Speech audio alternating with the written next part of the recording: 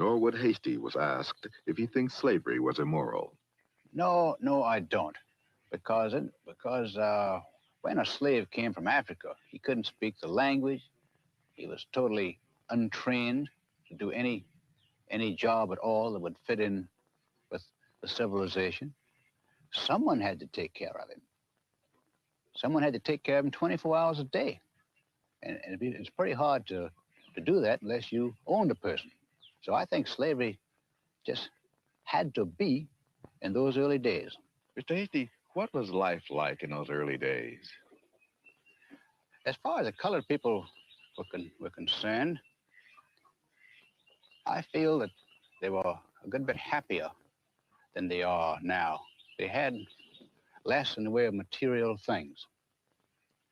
But I can remember back in the 20s, when I was a small boy, they were always singing at their work. They had a great sense of humor. Now today, they just don't seem to care much about that as they used to. And I think they've lost their sense of humor somewhat, which I deplore. What do you think are the differences between the races? I think there's a refusal to accept responsibility. I think there's a lack of motivation. I've tried here to promote people to foremen, superintendents, but they just refuse to do it. They just don't want the responsibility. They don't worry like the white man. If they have troubles, they go to sleep and wake up the next morning, and that trouble is over. Is it possible that white people have something to do with the lack of ability for blacks to assimilate into this culture? Absolutely. The white man has certainly been prejudiced and to a certain extent unfair. But customs die awful hard. It takes a long time, and everyone knew years ago that the Negro would have to be given equality. But in the South, knowing Negroes as we Welcome to another episode of the Nick and CJ show. I'm one of the co-hosts. I'm Compton J. What's up, Nick? How you doing, CJ? We missed this time slot last week, so it's good to be back. The Monday show, Nick and CJ. We back. We got a lot of great things to talk about. Yeah, I mean that video. What's astonishing to me about that video, Nick, is to have that conversation and the person interviewing is black. Yeah, I was just thinking, like, bro, I don't know how he just don't. Shit. No, he maintained his composure pretty well, man. That dude Right. some horrific shit. That is the dominant mindset of especially white people back then. But who do you think raised the current Mitch generation? McConnell's exactly the people who are in office. Who that's their parents' generation. Yep, The that's what they Pelosi's, learn from. the Mitt Romneys. Yeah, this is their generation, the parents' generation. Which And you guys see the so, assumptions. You guys see that, like, just the assumptions that he was making about black people, and it's rooted based 100% ignorance, and that's why people tend to be less racist when they actually hang around black people because they don't have to make ignorant assumptions like that guy made, like how black people was like happier being slaves, like whatever his argument was, like, bro, this is like based on what you're saying. Everything you're saying is based on you talking. It's the white savior. White savior. Yeah, it's crazy, but it's a wild mindset to have. But that's the mindset of the colonizer. That may seem shocking to us when we hear that, but I guarantee you guys, this is how Zionists feel about Palestinians. Like these attitudes are still alive today. This is how a lot of white people feel about Africans and people in the global South. When I talk about like the crimes of the U.S., like you see how you say, "Oh yeah, slavery was evil, but it was necessary," right? The liberal imperialists, they really do believe that colonization, that the exploitation of colonized people by the West is a necessary transition for them to live as they would define a civil society. Exactly, it's by their definition. Yeah, and exactly. I'm borrowing from what I heard from Noam Chomsky. I'm not calling our society a civil society no more. Like, how can you say we are a civil society if we allow people to die because they don't have enough money to pay for healthcare? Like, Right. you think you're civil society for that? You think you're a civil society when you imprison 1/4 of the world's prison population? So we are the uncivil ones. We are the one who rob and pillage and steal. So it's crazy Exactly. how these people who are tools of and sons and daughters of this empire, like that guy, he can pretend they have the moral high ground over anyone and pretend that your community is less violent. Like, you hear the same white racists, they will say the same thing, like, man, why black people, why this brown person so violent? Like, y'all the motherfuckers who genocide the Native Americans. Right. Y'all the motherfuckers Right. who millions of people in the Middle East, but you want to say black people are violent? That doesn't check Yeah. out. But sorry, go ahead, CJ. No, it's a spot on analysis. But we got some great topics. We're gonna start out. Let me just show you what we're gonna start out with. We're gonna start out with protesting SCOTUS homes and the reaction. I mean, it's just to see how liberal media is covering it versus like conservative media. And then our other topic is going to be how moderates serve the right. But before we get to those topics, I do want to shout out our subscriber count, 16,562. I'm going hard at this because the algorithms. We have to tell people explicitly, like every episode, Nick, I'm doing this, like subscribing. So subscriber count, let's see if we can get this up a couple more. You know, we can try to do like 100 a day. I know we've already added 41 today during the earlier episode. You guys see how different our, like, and that's what I'm most proud of. People will say, man, we watch RBN, and every time we watch RBN, we learn something, and we get a take that's different. There are a lot of people, and even people I agree with in the media apparatus, where they kind of just go along with group thing. They just see this way the wind blowing. Right. I like the fact, like, you guys gonna get unique point of views at RBN, so help us spread it. And right. I'm super happy because we're growing a lot of subscribers like we did back in the old day before YouTube hit that shadow ban button. So it's good. It's good, man. People are starting to hear another perspective. Right. And even with the limited platform we have, I'm starting to see the very, very small ripple effects where people are more careful. Like, you can't say shit like, like, you can't do that shit. Nick, no, we've definitely dropped a coin, a pebble in the pond, and there's been ripple effects because you can hear it in some of the commentary that you didn't hear before. So whether they watched it directly or people in their comments and they're reading comments like, what the hell? Bro, and they're just adjusting. I would see people literally try, they were like, especially when they were like talking about Nina, I'll see them like, they would try to refute things we said in our video. They're like, no, donating Nina not worth it. I'm like, wait, who you heard that from? I know you heard that from. Then they say, well, they'd be like, I know some people say mutual aid is most important. Who do you think some people are? When you hear people say that. So there's some people that definitely we are on their radar, and they purposely don't platform us because they would hate to see us get bigger. They would hate to see us get bigger because they would have to adjust to our politics, because now they would hate to be changing their views in the wind, but we're the ones that's blowing the wind. You get what I'm saying? They would hate that to be the case. So, you know, that's what it is. That's why you had and you talked about it before, but that's why you had Anna and Mike doing their new breakdowns. That's just them trying to follow the wind the best they can. That's them trying to follow the wind. Because they see the outrage. And this is you know, they see the outrage. But anyway, subscriber count. So please keep subscribing if you're watching. We know a lot of people watch and just watch. They see this show and they watch and they haven't subscribed yet. Subscribe. You're able to chat in the comments if you're a subscriber. So make sure you do that. Like, back to the Nick and CJ show. Nick, I'm gonna let you start with this first topic. SCOTUS homes. We got a lot of footage to show. So there's a lot of ways that we can go with this. If you want to, if you can get the first video ready while I start the introduction. Yeah, I'll absolutely do that. So at RBN, we have been explaining how we need constant pressure on the ruling class.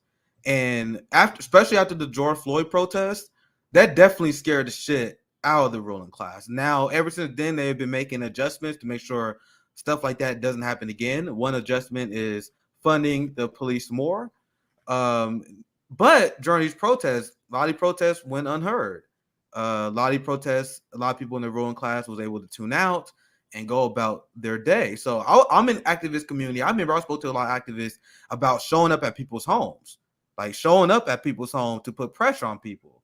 Now there's a concerted establishment push that is 100% bipartisan to paint showing up to people's houses as being too violent, being wrong thing to do, being not the correct way to challenge the establishment. Now, I'm glad that you found this Fox News video, because I told you guys I've been watching corporate media recently, even though I quit a long time ago, but because I do it so I can know what our enemies are saying. Especially if I'm going to be a commentator, I got to know what the other side is saying. So I've been watching even the worst. I saw Sean Hannity did a segment on this.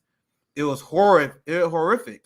Tucker Carlson did a segment on this.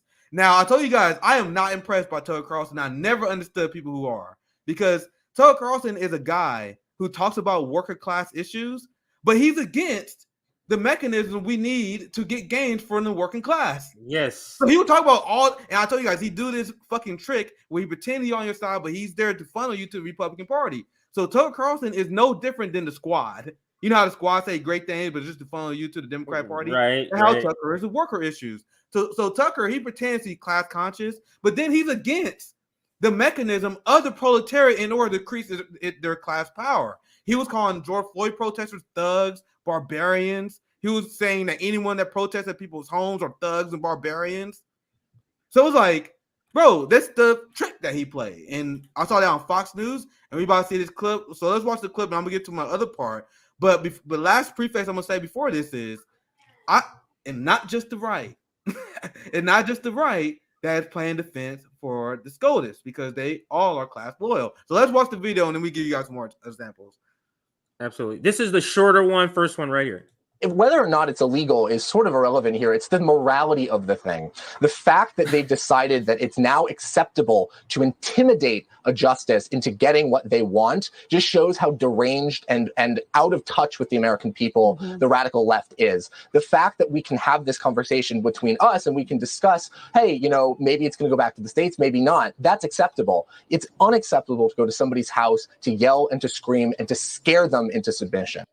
It's the politics. Is sort of irrelevant here. It's the politics of civility. I'm going to play it again, and we're going to break it down point by point. But it's the politics of civility. So this is what this person is saying. So let's say they strike down the 13th Amendment, and we become slaves again. He's saying it's never okay to go to the Supreme Court under any reason. You see how the shackles of civility politics lock you in? They expect you to take oppression. They expect you to take it and just take it nicely and be quiet. But that's literally what I hear him describing it.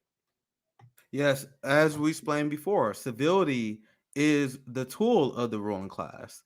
So look at this guy clutching his pearls, pretending that us showing up to people's homes is the worst thing ever. Meanwhile, the cops kill people using no-knock warrants. They still are property with civil asset forfeiture. So when it comes to respecting the sanctities of someone's home, the ruling class don't care about that. They don't care about dropping a drone strike and blowing someone's home up. So you see how there are rules for thee, but not for me. Also, you like deeply out of touch with the American people. 70% of Americans support Roe v. Wade, including a large swath of Republicans. Just to be clear. Like a good amount. Like that was something, Nick, when this came, I didn't know. So I guess, or maybe I knew and I forgot, but I didn't realize how many like Republicans, because when we think Republicans, we think all of them are evangelicals, and they're not. We have to remember in the 80s that all of these people paired together. The business class, the evangelicals, and then the corporatists or the regular corporatists, they came all together and formed what we now see as there are Republicans. There are a lot of young white dudes who their entire politics is white identity politics. That's it. But at the same time, because they're in our same generation, they are more secular than the older Republican generation. Exactly. So there's this new golden block. And I actually believe it or not, I told you I listened to a lot of shows. So I actually heard Steiger and Jetty explain it from Breaking Points because he's a right winger. So as he explains himself, there's this segment of the right that they love Donald Trump because Donald Trump embodied and played white identity politics game 100% of the time. That's all. That's his whole politics. That's Tucker Carlson whole politics. They're fans of these people, right? But these young white boys and white girls, they're not as secular and as socially conservative as their parents. A lot of these people who vote Republican because they're white cultural warriors, they want weed legalized. They want Roe v. Wade. But their mind is so broken, they're so propagandized, they're actually willing to give up some of the things they believe in just so they can fight their white identity politics. But when asked, they're like, I don't got any problem with Roe v. Wade. So if we actually broke down a Fox News video in terms of facts, we'd be here all day. But you see how the beginning. I don't know how like that. Cause you're like the extremists. No, sir. And we should never, ever, ever accept the framing that the right have on abortion. You guys are the extremists. Even the people who are on your side don't agree with you. You guys are just lucky that they care more about white identity politics than they do actual issues, and they can't let it go. I mean, it literally doesn't mean that because isn't extreme mean you are out of bounds? So if the majority believes something and you're out of that, doesn't that mean you are the extreme? Like it's completely just taking definitions and saying, forget that. We're just going to give it a different meaning. We live in a post-fact reality. Facts don't matter. It's all about vibes. It's all about what make your team feel better. So you can say, oh my God, Americans hate socialism, even though 4 out of 5 want Medicare for all, right? Then you can say, oh, America is conservative. You know, most Americans want an increased minimum wage. Most people want to legalize marijuana. Most people want to rein in the military-industrial complex. Most people want to rein in the prison-industrial complex. Most people support paid family maternity leave. Like, I can go all throughout the list, but that's the majority of what Americans support. But radical left, we in a post-truth society, post-fact society. Just whatever facts you say that will help your partisan side, it's good. And then the thing is, you won't even lose your Twitter account for misinformation. That's only for the proletariat. But go ahead, CJ. That's so on point. Shout out, like this video. We're at like something like 51 likes, but we got like 80 people watching. So there's room for a few more likes. Please like the stream. It really, really brings in a good amount of people for the chat so we can have a good group discussion. So this is the other Fox video, Nick. Let's watch. Pro-abortion protesters already delivering on their promise to target churches on this Mother's Day weekend. Thank God for abortion. Thank God for abortion. Thank God. Well, many on the left, as you're seeing, melting down over this leaked Supreme Court draft opinion that signals the justices could overturn Roe versus Wade in the upcoming Dobbs decision. You want to know what melting down looked like? Draft dates back to. You want to know? You want to know what melting down looked like? Melting down is literally killing and bombing abortion clinics. You know when Roe v. Wade was passed? Yeah, how many doctors, how many abortion clinics was bombed? How many people was killed? There are people all over Twitter, and I can pull up. They're sharing their anecdotal stories. I have a friend.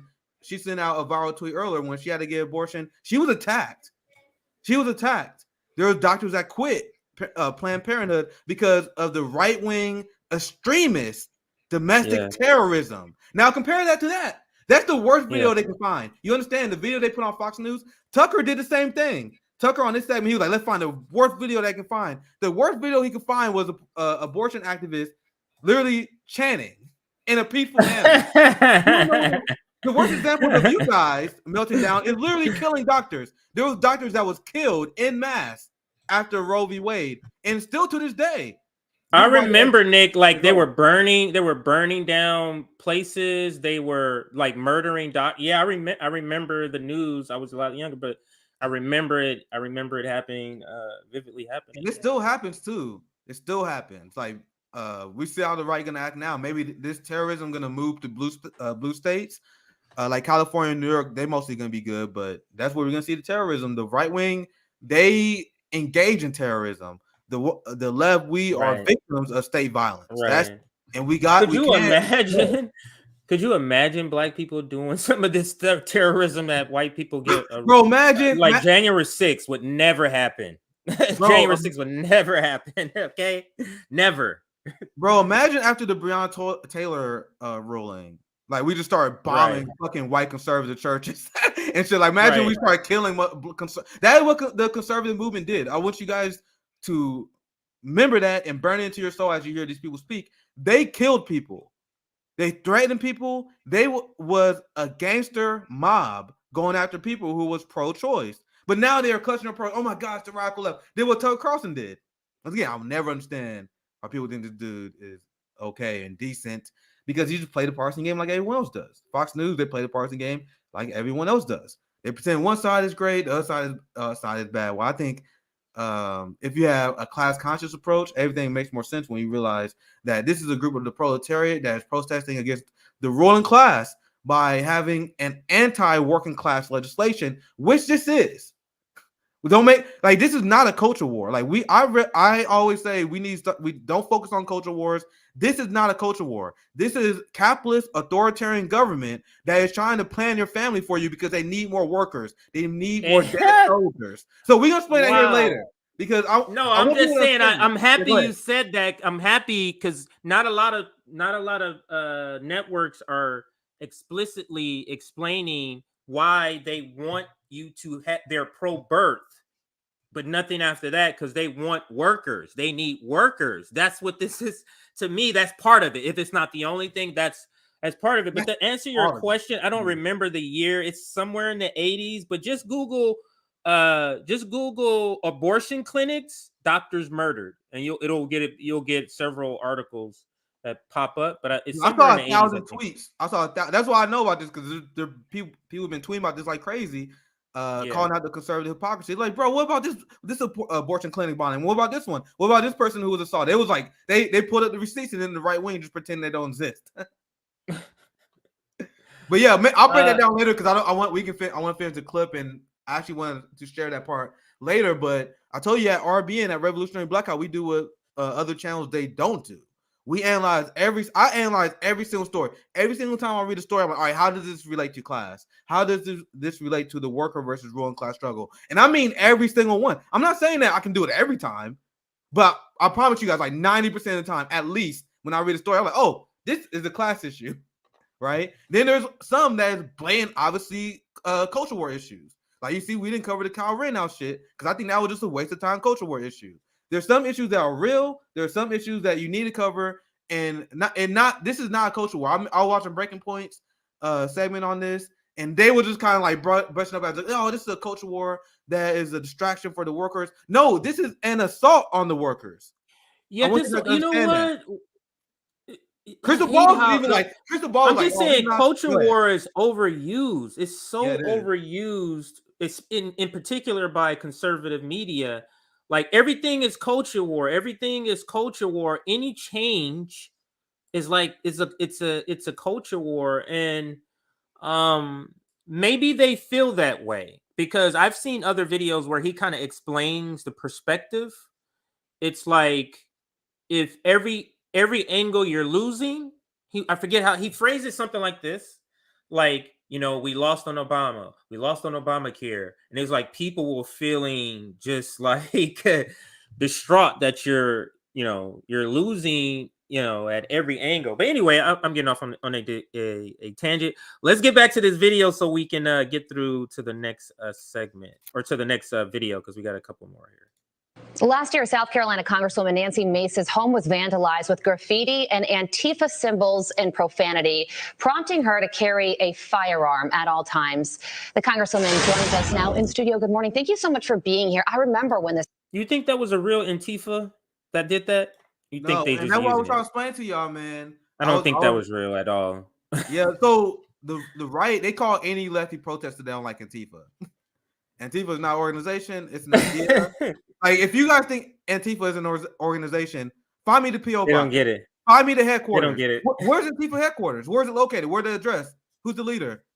No, they never have any answers because it's an idea. And the right will say any left protest they don't like, they say it's Antifa, and it's amazing the amount of fucking absolute morons who take the right wing at face value. There are people who claim they're allies who will listen to the right demonize Antifa, and they're like, yeah, I think that's a bad thing.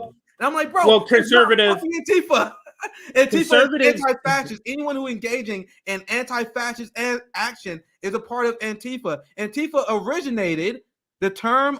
You guys think American leftists created that shit? It started from the fight against the fascist movement in Italy. Mussolini fighting against Hitler. So Americans took out the flag and start calling themselves Antifa because we are anti-fascist. So the right they did an amazing job, and I think maybe we shouldn't have said Antifa. Maybe we should have said the whole thing out loud from the very beginning. Because now they got this fearmonger word where they say Antifa. No, say the whole thing out loud. Anti-fascist. We hate the anti-fascists. We hate because Antifa, you can give it more, you can twist what it means, but if you say anti-fascist, how is that bad? What do you mean? How was that bad? But yeah. Yeah, they be like, people be saying I'm anti-Antifa. It's hard to say anti-Antifa, right? But then that means you're for fascism. Yeah, you can't say out loud, I'm anti-fascist. Okay, that means by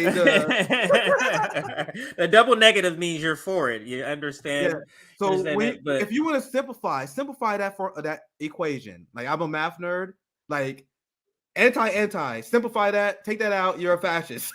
So that's what it is. So anyway, let's watch the whole thing. It's about a minute long. Yeah, go ahead. Last year, South Carolina Congresswoman Nancy Mace's home was vandalized with graffiti and Antifa symbols and profanity, prompting her to carry a firearm at all times. The Congresswoman joins us now in studio. Good morning. Thank you so much for being here. I remember when this happened to you. What was that experience like? And also, what's your reaction to the protests that are going to happen in front of the Supreme Court justices' homes? I just remember I was going to say, what conservatives understand is messaging, Nick. They understand you need to say the same things over and over, and they understand that because of what's his name? Edward Bernays, the father of propaganda, modern propaganda in the United States. You need to repeat. It's a subconscious thing. It's like saying the word terrorist. You have it is an instinctual or it's conditioned reaction from the word. You get what I'm saying? So you just say Antifa, their audience has been conditioned to already have a certain feeling about it. So that's why they label everything Antifa, and also why they use radical left all the time, because that has been conditioned to have a certain reaction. Yeah, that's the team that want to win. And the right, they're really good at getting their troops in order. They're really good at messaging and rallying the troops. Mm-hmm. Meanwhile, the Democrats are fucking clowns fighting the Republicans because they are meant to lose. Now, I was about to say, I had to catch myself. I was about to say Democrats are bad at this, but they are not. Do not get twisted. Democrats are great at their job. Their job is crushing the left. They just beat Nina Turner twice. They beat Nina Turner bigger the last time they did the first time. They smashed Bernie Sanders better the second time they did the first time. So the Democratic Party job is to beat any left opposition to them while losing to the Republicans. So I had to catch myself. I was about to say they suck, but no, they actually doing their job perfectly. While the Republicans is all about we got to win no matter what to crush the working class, right? So go ahead, CJ. And they stick to their game. That's how they got this overturn. This is a 30-year plan to overturn, like more than 30 years. Bro, they stayed with it. They stayed with it. That's what they do. So let's finish this video though. Homes. Well, it's scary and it's dangerous. And I'm a single working mom with 2 kids. To have them have to walk out of the house and see FU, to their mom and all the Antifa and anarchist symbology, it's really scary. It really, I think, jostled me for several months. And I have like 7 firearms now, and I'll carry one of them anywhere I go. When I'm in South Carolina, we have open carry, but it's dangerous. You always feel like you're looking over your shoulder. But now, seeing that they put a map out of the Supreme Court justices' residences and their homes, are they encouraging open season on our I was trying to finish. It's like 3 seconds. Let me finish. Supreme Court justices? Like, what's going on here? That's it. Yeah, that's that video. Go ahead, Nick. It's based. Like, you see that. Well, I think she's acting to be one. I don't think I don't give any of the people benefit of doubt. And that's why I watch corporate media. Yeah. It rots your brain if you give any of them benefit of doubt. I watch corporate media like, all right, I'm about to watch a performance of the ruling class, right? So I'm able to watch corporate media, and then I can report on what my enemy's telling me, right? That's the only way I can watch it. So to me, it's obvious that she's kind of acting, But we won. Look how she here. says I'm scared. Yeah, I was scared. I was so scared. And then I got my like, come on, man. Even if she was. That's a good thing. That's a good thing. Yeah. Do you guys know how ridiculous it is for the ruling class to wag their finger at and tell the proletariat that they are victimizing and stealing their wealth, that they are protesting too mean? You're being too mean. Oh my God, my kid. What if my kids see curse words on the sidewalk? On the sidewalk. What? And the funny thing is, I was about to tell you to pause it, but I want to keep the video coming. They said they had Antifa sprayed and vandalized their home. And do you guys see what it was written there? It said, "No gods, no masters." Oh my God. That scares them. That scares them right there. Black people, our kids watch their parents get beat up by the cops. We watch our parents suffer through extreme poverty. My dad was sent to prison over some bullshit, right? That's the shit that we had to fucking endure. But the ruling class, oh my God, you've been mean to my mommy and daddy because he's stealing your rights. Oh my God, you've been mean to my mommy and daddy because he bombed some brown people. He just bombed a little bit of brown people. He just stole a little bit of your rights. Why you being so mean? Fuck that. We should have these people crying. But you can play this video, and I want you guys to keep it in your mind. Americans are fucking soft. The ruling class in this country is extremely lucky that they had this pacified populace. And I'm gonna show you guys what the French would do and what they are doing right now. But keep that in your mind. We can play this video. Keep that in mind. I don't know if this is audio because it's only 13 seconds, but let me read the caption. The energy is markedly more negative outside Kavanaugh's house. The anger has become much more palpable than outside any other justice house. I wonder why that is, if that's true. But let's listen. 13-second video. I think it's probably just showing the protest. I don't think there's any commentary. We will not go back. I see you, buddy. We will not go back. We will not go back. We will not go back. We will not go back. So this you see the description. You hear that and you see the description. Let me go back. Oh my bad. Hold on. Let me. That's what they're afraid of, guys. That's what they're afraid of. Oh, that's hilarious right there. I'm gonna tell you guys, they're not radical as we are, and I approve of them protesting. I approve of everything they're doing because I want any action is better than no action. But what they're doing is a very moderate compromise. I'm telling you guys. Yeah, let me read it again. He says the energy is markedly more negative outside.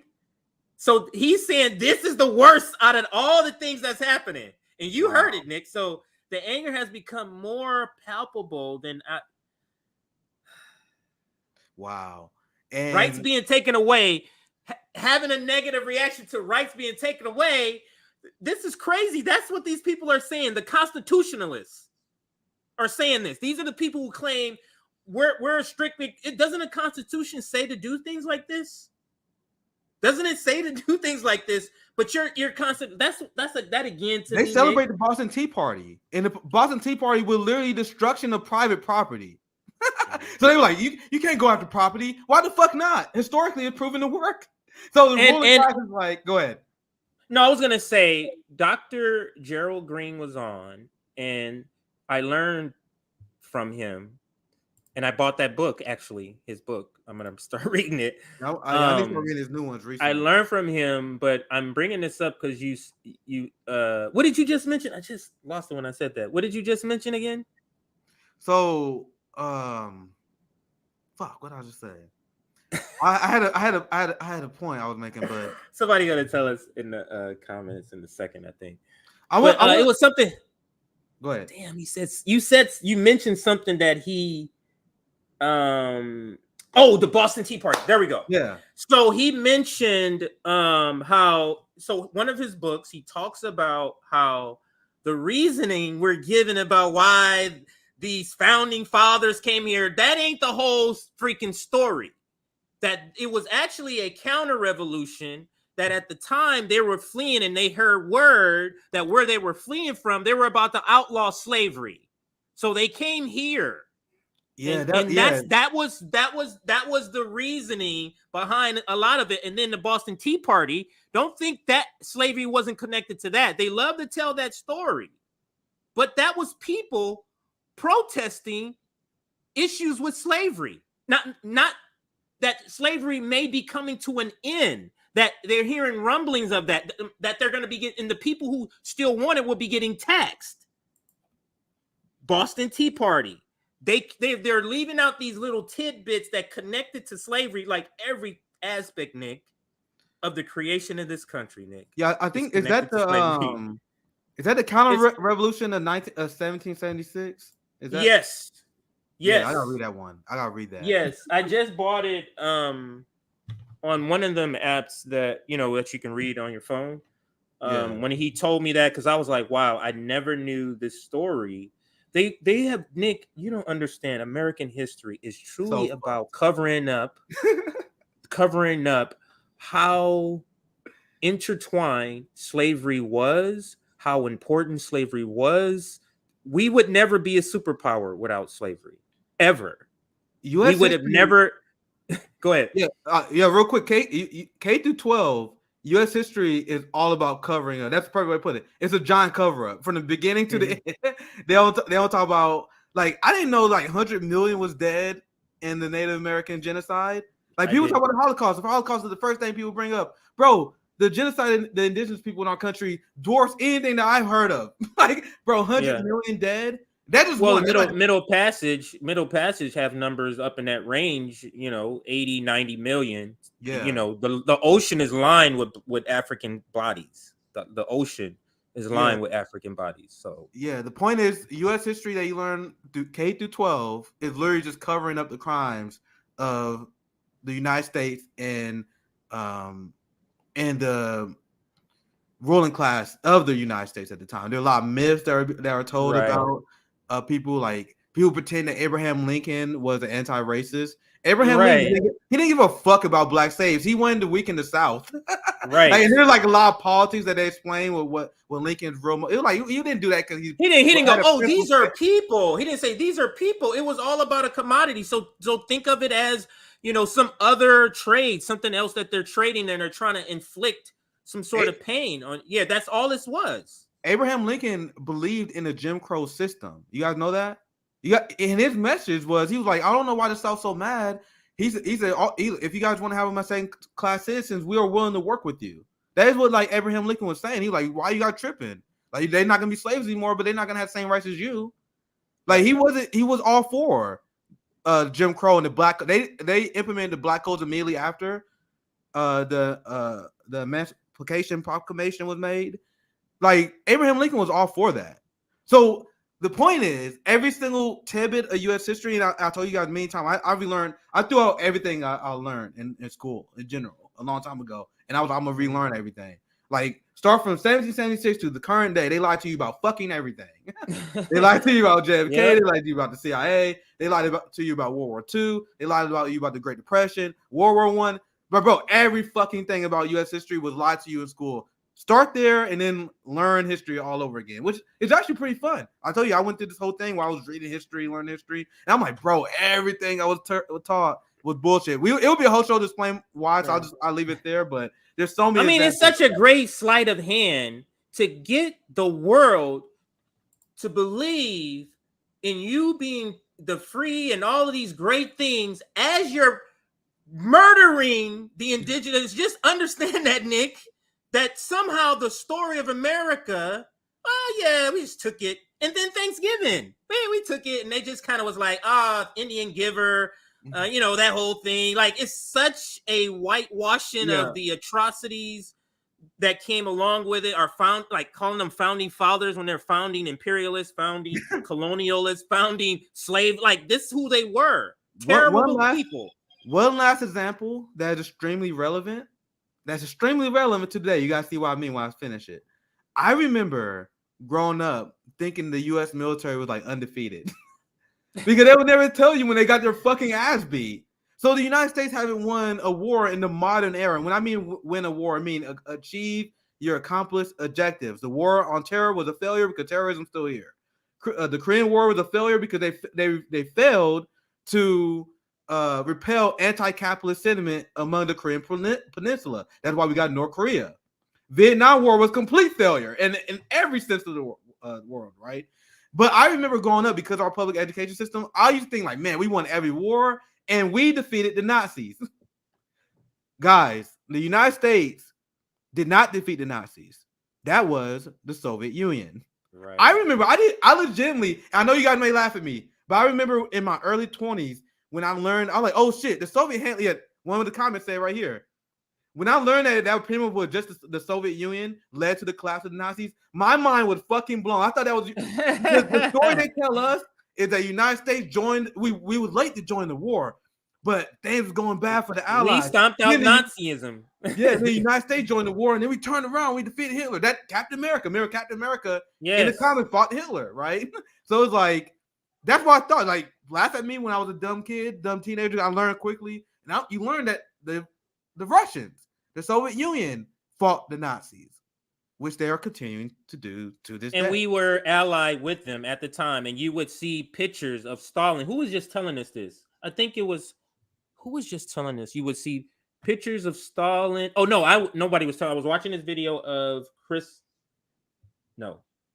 Richard Wolff, and he was on Jimmy Dore's show saying, yeah, he's like, a lot of people don't know this. We used to be allied with Russia. It's like, you can go back and look at pictures. You would go in the post office and see Uncle Sam standing side by side with Stalin at the time of this war. Yep. But then what happened, the communism thing was like, that's a fucking problem there. Because when people see communism compared to capitalism, that's clearly going to be a problem. And then that's when they begin to, no, we need to flip the relationship here. After World War II, they was like, bro, we got to be the dominant motherfuckers. And these Soviets, we got to stomp them. So they was allied, those friends with the Soviets while the Nazis was in charge. And after World War II, the United States was like, all right, destroy our competition. We got to destroy any opposition to capitalism, which the Soviets are developing. And that started the rivalry. Now, if you are asking yourself, why do Putin has an 80% approval rating compared to Joe Biden's like 25-30% approval rating? It's because fighting Nazis is some shit that get Russians fired up. They're not doing this whole shit where they're like, oh, we're invading unprovoked. Yeah. No. Nazis in Western Ukraine, not only did they ban the Russian language, they was attacking, bombing, and killing ethnic-speaking Russians in the Donbass and Kiev en masse. So imagine you're Russian. Your granddad died and fought Nazis. You was invaded by the Nazis. You invaded by Napoleon before that. They see this shit and they're like, and then they saw Nazis on their border bombing Russians. They're like, hell yeah, Putin, get those motherfuckers. That's why he has an 80% approval rating, despite the narrative that they are trying to tell you that there's like this big Russian resistance that is opposed to Putin. Right. They also want to. I know we're getting off topic, but I'm gonna wrap it. I know that's why they love him in Israel too. That's why That's why they have statues of him in Israel. Of people of Russians, because they loved them, because they fought. So many of their ancestors were helped by the Russians defeating the Nazis. That's why they love him in Israel. Or I don't know how. With American propaganda, but they've loved him in the past years. So they're pretending, and then last thing we get back on topic, but they're pretending that this war, and I explained this concept before. They're in this propaganda where they pretend that this is Putin just snapping, right? And they pretend that Putin is this dictator that is he single-handedly started this war despite the Russian people. You guys understand that Putin got Senate approval for his military operation? Tell me the last time the United States president got congressional approval for the many countries that the United States have bombed. Everything they say is projection. They say Putin is a tyrant, is a tyrant. They say he's a dictator because he can just go to war. No, he literally had approval of the Russian Senate. This is something that Russian politicians, Russian leaders have been calling for. So you can criticize that all you want. But that is what you guys are saying is quite literally untrue because he's following the will of the people. The Russian tradition is fighting and killing Nazis, especially if those Nazis are killing Russians. It's not like they just start killing these people out of nowhere and calling them Nazis. No, they banned the Russian language. They banned the language, and then they was purging ethnic Russian people because the message that came out of the Azov Battalion, which is why I call them Nazis instead of just neo-Nazis, which whitewashes them for some reason. Nazis believe in one nation, one people, one language. That is the core of a Nazi ideology, and that is what they believe. They want to get rid of the Russians so they can have the more European-centric Western Ukrainians take hold of the country instead of the Asiatic hordes that they view the Russians as. The Western Ukrainians, they view Russians not as European brothers and sisters. Right. They view them as Asians who are invading their country. So anyway, that's my little off-topic tangent on that. Sorry, CJ. Yeah. No. You could tell Nick is our foreign policy correspondent because this stuff, this is one of the topics that's why that's good. So, but let's get back on topic and just let's kind of end the segment. A couple of more comments with this tweet. And I'll show you a couple of tweets if you want to see the other one. But this person tweets out breaking report Antifa activists. You see why they keep using the word is messaging. They understand messaging. Antifa activists, so they don't have to give you a feeling about who these people are. You know, if you're on their team, you already know to hate these people. So Antifa activists planning to go to Justice Alito's home tonight. And you see how they put tonight in bold, as White House finally condemns harassing SCOTUS justices at home with their family. They condemned it. I don't know if I saw the condemnation of yeah. Let me show you. This is why. You have it. Okay. Yeah, here. I'll show you this. I'm gonna add another context to the story. Damn, we almost an hour in. Damn, man, we really cover these things. Hope you guys enjoy. Like, subscribe, because we still got another story, but I'm not gonna rush the story because I think this is important. So yeah, this is actually a great transition because we definitely got to cover this way, right? Because we went after the right hard, right? My target is on the right on this issue because this is a culture war the right is fighting. It's an all-out war, and I have a theory on why that is. Because the same thing that the Democratic Party is doing in order to wage class war, the Republican Party play their role as well. They push white identity politics. They push abortion, gay issues. That's why you guys see the historic anti-gay push that's going on among legislators right now. They're attacking our trans brothers and sisters. They're not doing this randomly, guys. They're doing this because they see the quote-unquote populist right developing. They see there are some right-wingers who are starting like, maybe we should focus on class issues, worker issues. So the Republican Party throw out bait. Like, no, drag your ass back to culture war issues. We're not talking about class solidarity here. So the reason why we cover the issues as intensely, and I'm not saying that this is a culture war issue, the abortion issue. The abortion issue is a class issue. So they can't get them to think about it like that. They can't get people to have a class solidarity basis. So they throw anti-trans propaganda out all the time. They want you to talk about trans people in bathrooms. They want you to focus on trans people in fucking sports. There's like 3 trans athletes. Like, guys, they want you to focus on the dumbest, most inconsequential shit to your life. So there's not work solidarity. And we've explained so many times how Democrats do it. The right wing do it through pushing culture war issue, white identity politics. They want you to focus on trans people. Right. They want you to focus on what a woman chooses to do with her body, so you don't focus on the workers.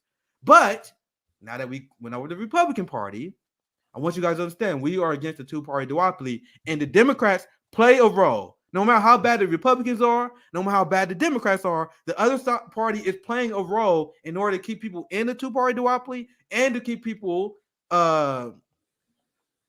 from engaging in class consciousness. They don't want people to fight along class lines. So the Democratic Party is doing their role in this too. So this is unbelievable. So while we have the Supreme Court that is cracking down on people's rights, as we have the same right wing essentially trying to make it trying to ban trans people for the most part. You want to know what the Democratic Party is focused on? The Democratic Party is focused on civility. They are focused on maintaining social order. This tweet from my friend Savvy. So the original tweet senators aim to quickly pass bill to expand security for families of the Supreme Court. So remember how I told you this myth of how bipartisan politics, they always pretend that, oh my God, bipartisan politics is so rare. No, the fuck it's not. Bipartisan politics happens all the fucking time. How do you think military and police budgets get passed? How do you think corporate bailouts get approved? It happens all. How do you think government subsidies to corporations get approved? These are bipartisan efforts. Now look at what Savvy said, and this is why this is breaking. So anyone saying this passed unanimously. So the whole Kristen Sinema, Joe Manchin, oh my God, they're stopping our agenda. You see how they get on board for this? So as Savvy points out, as the ruling class is stealing the rights from women and families, because I think this impacts everybody. That's me personally, right? So why they're doing this, the Democrats, instead of protecting Roe v. Wade, they're joining the side of the ruling class to protect them from you. Isn't it funny how the Democrats pretend the Republicans are beyond the pale? How we should never work with them until they work with them to provide security for the ruling class, which they already have a ton of. You guys think the Supreme Court is not protected? Now, sorry, CJ, I got one more thing. Yeah, go ahead. No, go ahead. Go ahead. I'm showing you guys, it's not just the right that is falling for this civility politics. Look at what is coming from the Biden administration and their goons. So this is Jen Psaki, who I think she's still press secretary. I don't think she stepped down until not yet. He's still acting as press secretary. You can see my two response here. The POTUS. So she's speaking on behalf of the Biden administration, and I would love to see more that came out of the administration. So when she makes this tweet, this is Joe Biden saying this. So the POTUS strongly believes in the constitutional right to protest. No, you don't. No, you don't. So, but that should never include violence, threats, or vandalism. Judges perform an incredibly important function in our society. So as the judges are stealing your rights away, as these same judges, these Supreme Court judges, give the military permission to poison our communities, as they rule on behalf of big oil against indigenous people using the doctrine of discovery, like Ruth Bader Ginsburg did. That's how big oil is able to trespass on indigenous lands. That is what Line 3 is all about. That was Standing Rock is about. The Supreme Court sided with them. But Jen Psaki thinks that's a great thing. They perform an incredibly important function in our society. They take your rights away sometimes.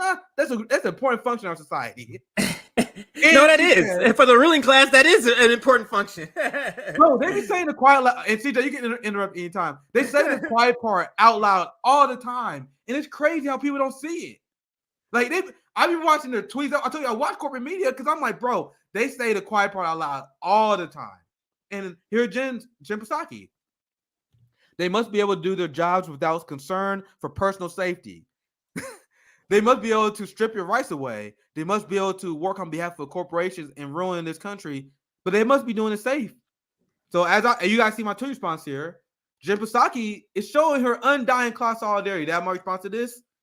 Did I ratio her? No, damn. She got too many fucking sycophants. That should have been a ratio. What the fuck? 35,000 people liking this garbage. Do you think Republicans are liking this, guys? Democrats agree with this. Those are bots. Yeah, that's true. I agree. Because ain't no way. 35,000 people don't follow Jen Psaki, man. 35 humans don't follow her. And people say that all the time, and I agree with you guys. But even if let's say 80% of these likes are bots, man, do the math. That's still a set of people. It's still reaching a lot. That's still a lot of people. So once again, my friend Savvy, and also you can see Erica, their response is pretty good. So you believe in the right to protest, but not in the way that will create real change. That's the Democratic Party, guys. That's what Joe Biden is saying. And not just them. Let me show you this one. Bill Kristol. Once again, another one. 34,000 likes. So the reason why I'm showing you the likes, I know they're bots, but you guys understand bots are programmed. They have to program a bot. Someone has to program that. So this means this is the message that the Democrats want to get out there. Because if they didn't want to get this message out there, they wouldn't have bots liking their tweets. So that's why I still think it's relevant to bring that up. Right? It absolutely is. I agree. Somebody put that. Oh, that's why you're saying it. Because you're reading the comments. Oh no, I couldn't see it, but you wasn't. So this is Bill Kristol. He says, please don't protest at people's homes. please don't intrude on people attending their house. Sorry, please don't intrude on people attending their houses of worship. So don't protest them at church. Organize politically. Be civically. Civility politics. So Bill Kristol is a fucking war criminal. He's a war criminal telling us to be civil. Isn't it great how that works out for them, CJ? That's what I mean about they want to be able to inflict pain. I guess this stems from slavery, maybe the idea, because they want to be able to inflict pain on slaves, steal you, rape you, and go and why are you mad? What are you mad for? I like with the guy in the beginning. I took you from this hellish place and I gave you some civilization and I gave you a language and a religion. That's literally what they have to tell themselves. But let me share this. Go ahead. I can just pull it up while you can share. I got one quick point. So let's go through the checklist, and you can share yours after this point here. Let's go through the checklist. Let's go through the checklist. What does it mean to protest in a civil way? So do you guys remember the video clip? I don't know if you guys seen it. I reported it on the time. Ted Cruz was he was confronted at this guy at the airport. It was a long time ago over him being a piece of shit. And I remember when that happened, you had people saying, "Oh man, come on, he had the airport, man. You can't interrupt the politicians when they just want to be at peace in public. Let them be with their friends at the airport. You can't protest politicians at the airport." I remember them saying that. Then you had a politician recently who was called out at a coffee shop, and people were like, "Oh my God, this is rude." So let's tally this up. So the Supreme Court is barricaded. You guys know that? There's a giant buffer zone between the Supreme Court and anyone who can protest the Supreme Court. And that is designed to protect the SCOTUS. Why do you guys think we decided to show up at their houses? Because you're physically unable to protest the SCOTUS in a meaningful way at their job. So now we tally all of it up. According to the ruling class, you can't protest them at their job. You can't protest them at a coffee shop. You can't protest them at an airport. You can't protest them at their homes. You can't protest them at a bar. You can't protest them from afar. I'm just playing. I'm doing you can only protest in this one designated area that we've given you where we don't want to pay attention to you and we're not going to listen to you, okay? Just over there. That's essentially what's happening. Literally. Designated, getting a permit to protest. What the fuck does that mean? Getting a permit to protest? No, if you get a permit to protest, if the ruling class approves of your protest, that shit is just a parade. That's what it is. It's not protest, it's a parade. That's why someone said that's a great message. That is that's a great analogy. We're gonna wrap that topic up and get to what a lot of you are here for, how moderates serve the right. And I know I had it spelled wrong earlier, and I'm glad I changed it before. Just one more video. Sorry, just one more. No, go ahead. No, go ahead. I'll leave that up and go ahead. No, real quick. So for all the people, because we are out, and I think that's a great time to wrap up the first segment. So I think this is the cherry on top. For you see the American ruling class bitching and complaining about us being mean to our ruling class. Remember what I said about the French? You guys want to know what the French just did? Oh, yeah. Imagine the reaction of Bill Kristol and Jen Psaki at this. So according to this tweet, I'm not too well read on this issue, to be clear, because I don't know like the inner workings of what's going on and why they're protesting. But according to this tweet, protesters burned cars, set banks on fire in Paris over police brutality bill. And now I don't have to play the audio. You guys see what they're doing, right?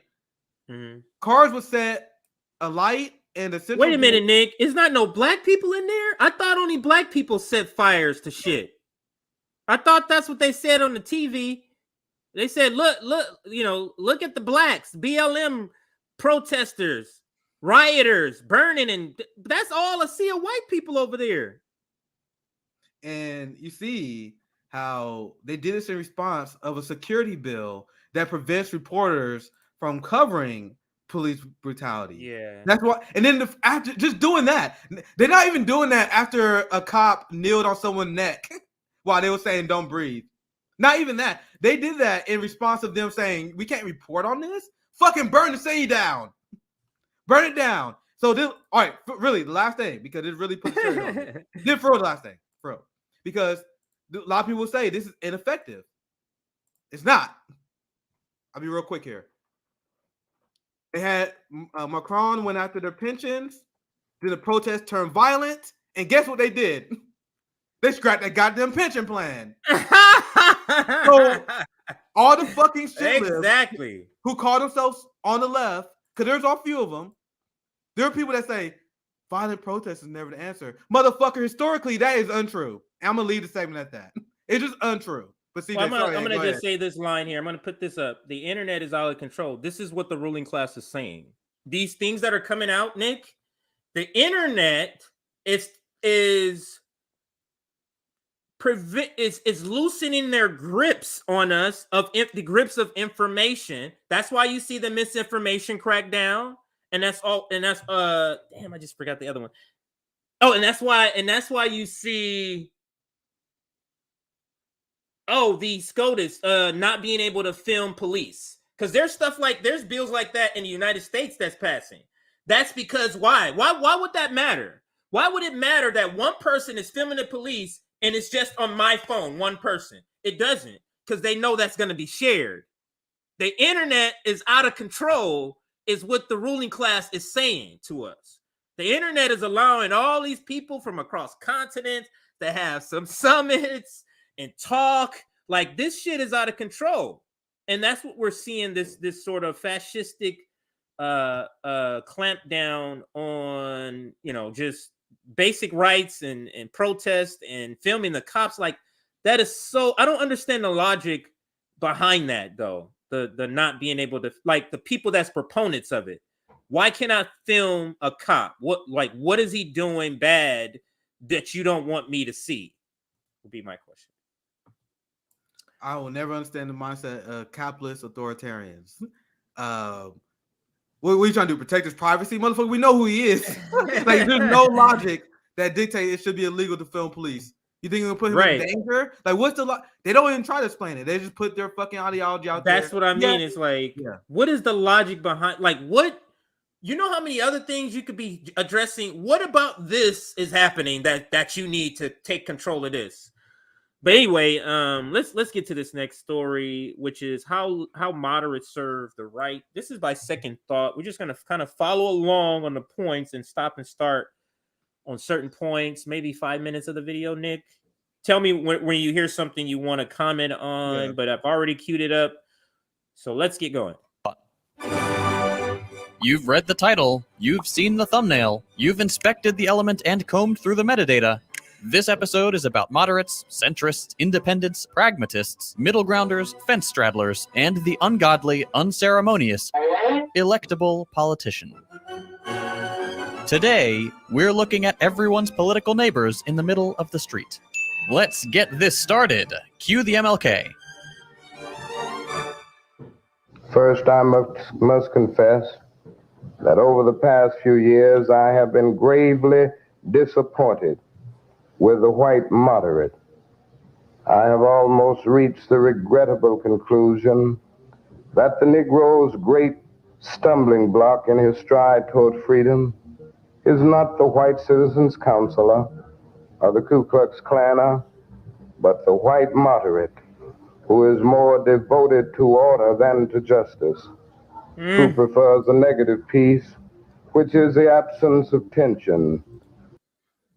Ooh, I'm sorry, audience. I mean, he is that hit me. So I'm gonna play this, rewind it so I can hear that again. Just hearing that him say that. But the white moderate, who is more devoted to order than to justice. Ooh, right there. Who prefers a negative peace, which is the absence of tension.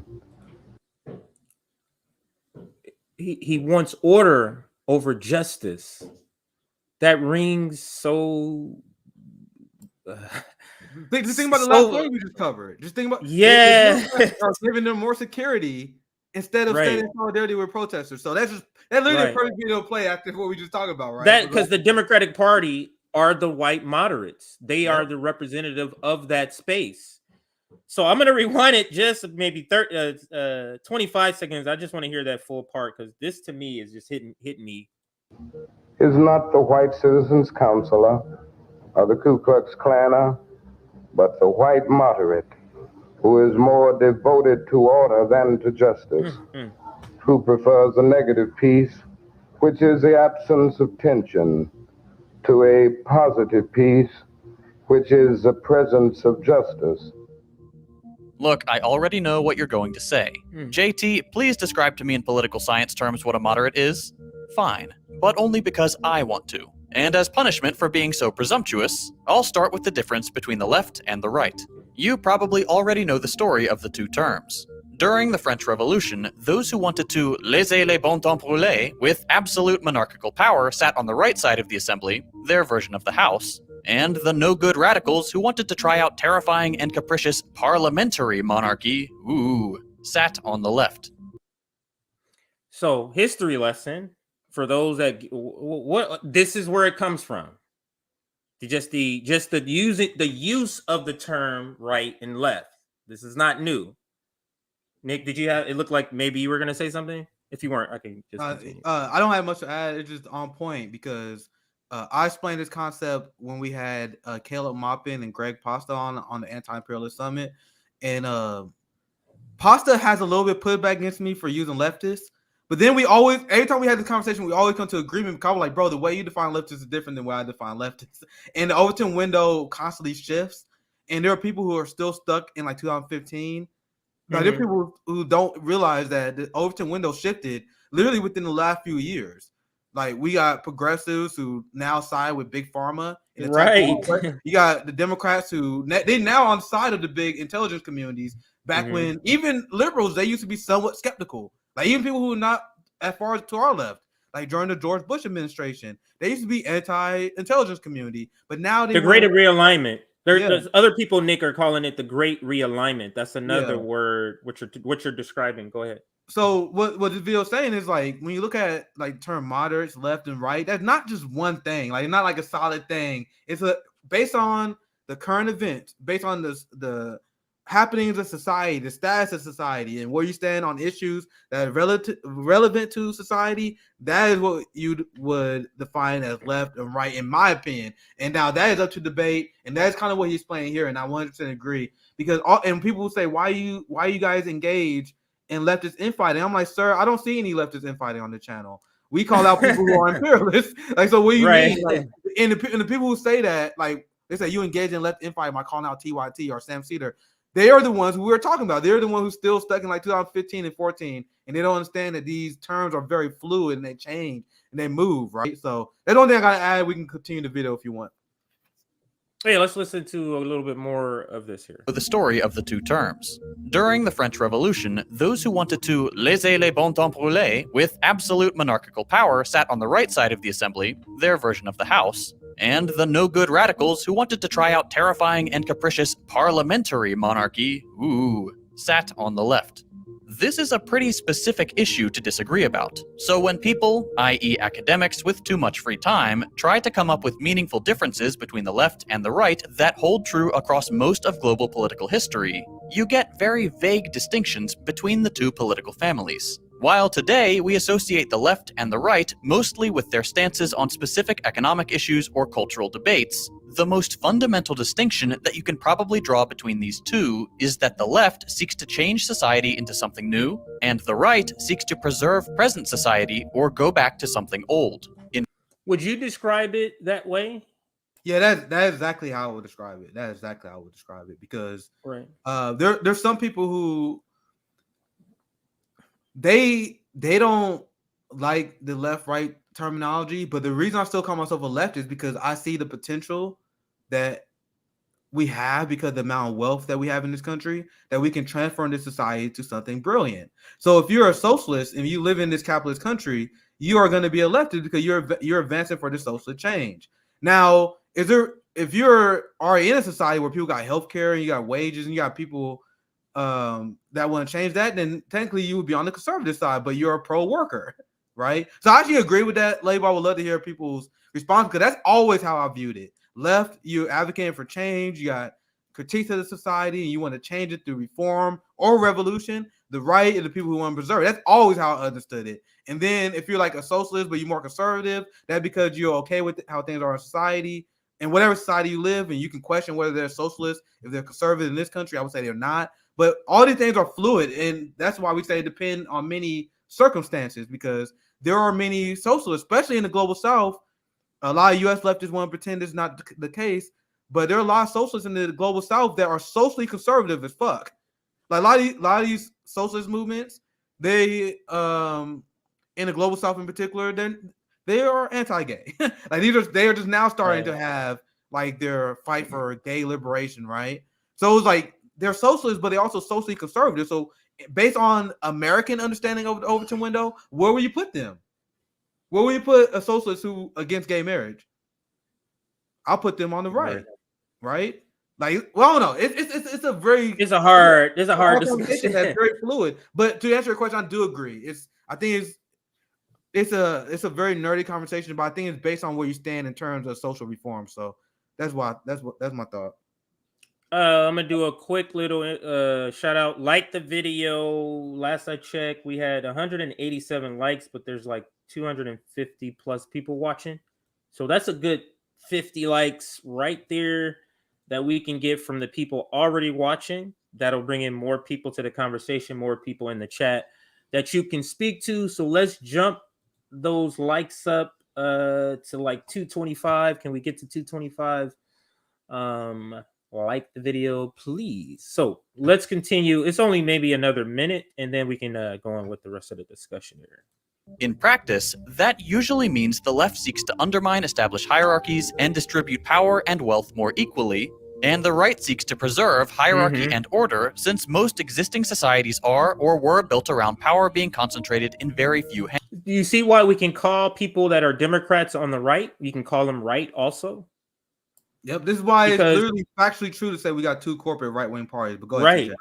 No, because I'm pointing that out. So because people just think we're just, just using the word as an expression or figurative language. It literally doesn't mean that. Both Democratic parties, Democratic constituents, and Republican Party constituents just literally just wants to keep pretty much things the way that they are with slight reforms. That's a right. That's not you saying, no, there needs to be change to make this better. So let's continue. Few hands. But obviously, such a simple distinction will certainly make you mad. So be sure to comment why and how I've actually gotten it completely wrong in the comments section. I sure would hate for this video to get more engagement. Anyway, we've lost the plot a little bit here. We're not focusing on either of these groups. We're talking about the illuminated minds who can look past the squabbling of these dirty extremes. Moderates. The people who reject petty ideological battles, and at the end of the day, just know better than you and I. Moderates. So he's about to get into the whole point so that we can continue with the discussion. That's why the ad is here.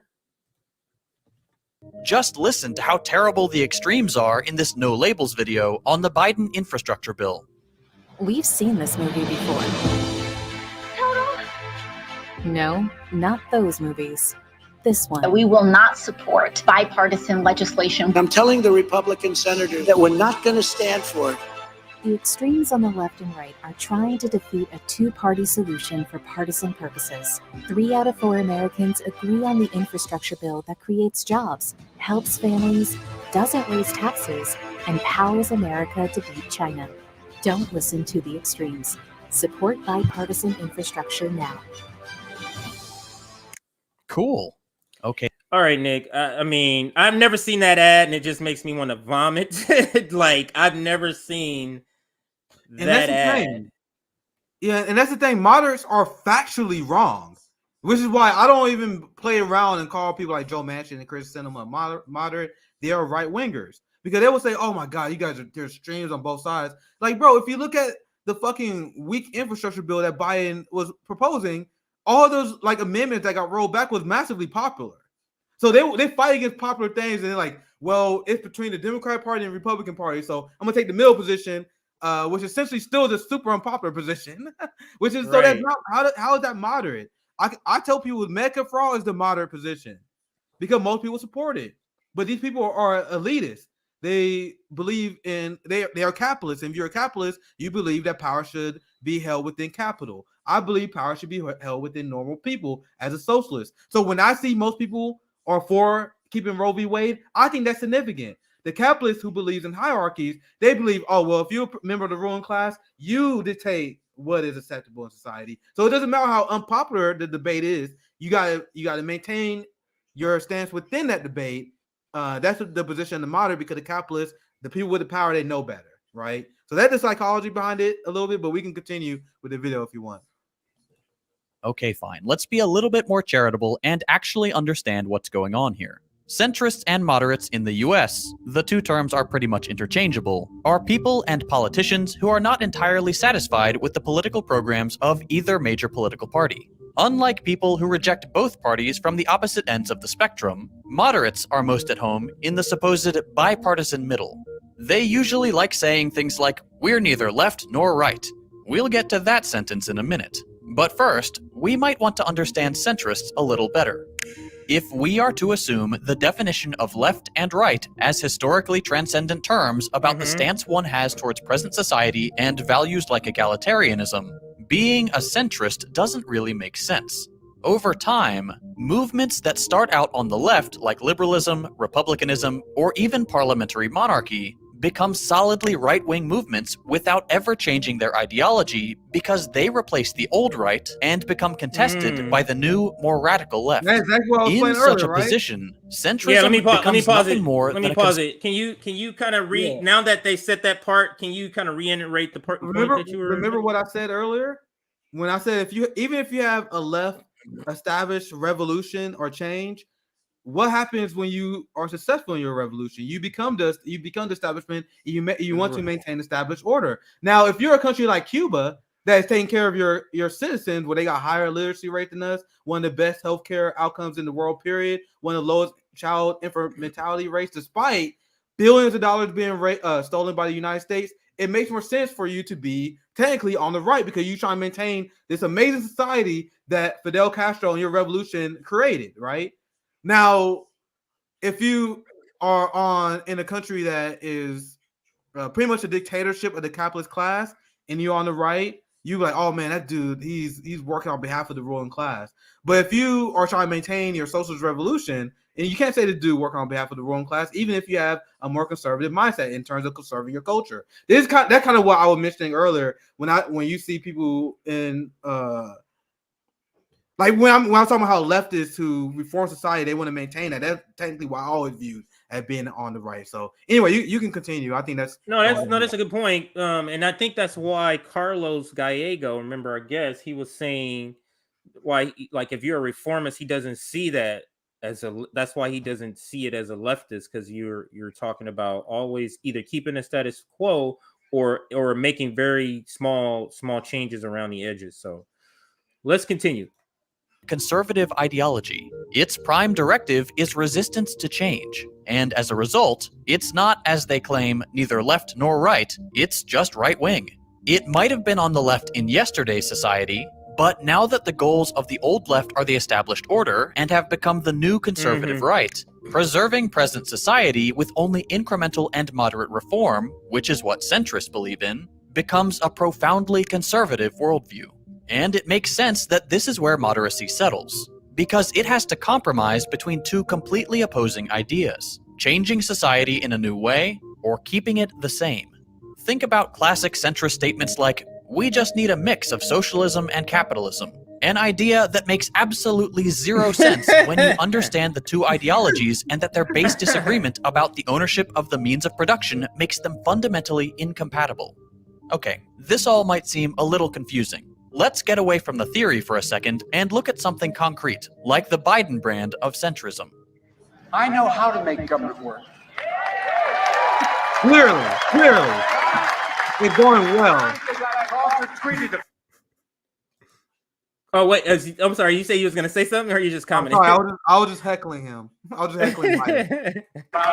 Because I've done it. I've worked across the aisle to reach consensus, to help make government work in the past. I can do that again with your help. We made government work, because government was cracking down on the workers. So when he got the government together, they got the government together to write shit like the crime bill and the bankruptcy bill. So the funny thing is he's not lying. He's just proving our point. Right. Remember, our And point the is trade deals. the whole thing And the about trade deals, trade agreements. Yeah, the whole thing about bipartisanship being rare, that's the thesis of the channel. It's not rare. It's just they come together to screw you over. And Right. Biden is actually not lying here. He gets the government to work. It's just our United States capitalist government do not work on your behalf. He gets shit like getting the Iraq war approved. He does shit like, as I mentioned before, the bankruptcy bill, the crime bill, providing cover for the credit card industries. This is what they really mean when they say we get government to work, because they know how our government work, right? But sorry, go ahead, CJ. No, I'm just gonna continue to this speech here. To me, our principles must never be compromised, but compromise itself is not a dirty word. Consensus is not a weakness. It's the only way our founders down the road there thought it was the only way we could govern. It was necessary. You see the interjection of the founding fathers. It's this doing that over hundreds of years have made them into these like sort of like godly like figures and whitewashed all of their sins, because all of their sins, of course, were against non-white people, and who cares about them, right? Yeah, let's continue. Necessary. It was designed the way the Constitution sits. It requires consensus. This speech is Biden's freebird. Biden, like pretty much every centrist, is a big fan of compromise. Reaching across the aisle to get past political gridlock is the doctrine of American centrism. And when you hear him talk about it, you can kind of get sucked into the idea that this form of compromise is what makes politics, and therefore society, progress. It appeals to our vision of the democratic ideal. A society in which everyone gathers around the table to discuss an issue and then comes to a mutual decision that compromises on the various interests represented by the assembly. And if, after all, nobody compromises, we might very well not get anywhere. In American politics, this is anything but democratic, though. And far from leading to the progress we're promised, we get a government that stagnates or actively pursues regressive, reactionary politics. Take immigration. Don't advertise on Google So Ads you or- see why I watch this guy, because he makes such poignant points, and this one on immigration he's about to make. Listen to this here.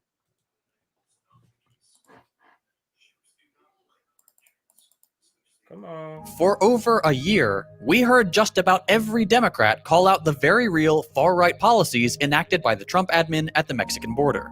One of these was the invocation of Title 42, a policy choice that might as well be called, oh, it really is just that easy.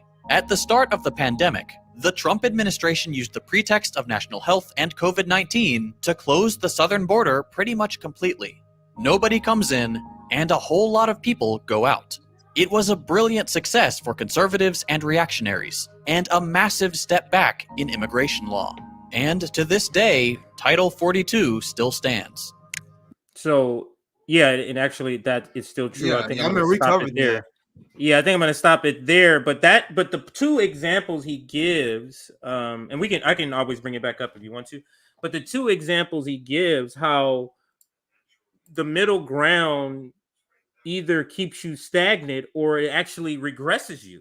And you saw that in the Title 42, because I think that was like a compromise or used by a moderate or a centrist. So I think that's the point that he was making there. Yeah, so the point I want to make to this segment, we can it's important to talk about these things. And I'm a nerd. I like talking about what it means to be on the left and the right. I like talking about what it means to be a capitalist versus what it means to be a socialist. Because we got to be able to clearly define what we are. We got to be able to define what our enemy is, because if we do not, we won't have any plan. We won't have revolutionary discipline. What I noticed, and one of the reasons why I decided to get a platform to help correct the record, and there are a lot of people on the U.S. left that is guilty of this, just like there are a lot of people on the right that is guilty of it as well, where the distinction between left and right means nothing, the same way we live in a post-truth society. So a lot of people, like, once again, I can drop names here, the TYT left, the progressive left, I see they use the term right and left essentially means someone they like or someone they dislike. It has jack shit to do with policy. So I'm gonna give you guys a real example using names. So we have covered police violence a lot on the channel. I have got a lot of frustration because a lot of white leftists don't cover police violence. You know who oddly does though? Jimmy Dore. Jimmy Dore has released a lot of great videos on police violence. Probably the only white leftist I see did it. Meanwhile, Sam Cedar had a debate with Jackson Hinkle where he said he does not care if police get funded more. So if you believe in giant police funding, if you don't care about giant police funding, you are by definition on the right. Jimmy Dore is saying the police can't be reformed. That's what he said in one of his videos. But Sam says he says he's a right winger, even though Sam doesn't care about the police being funded more.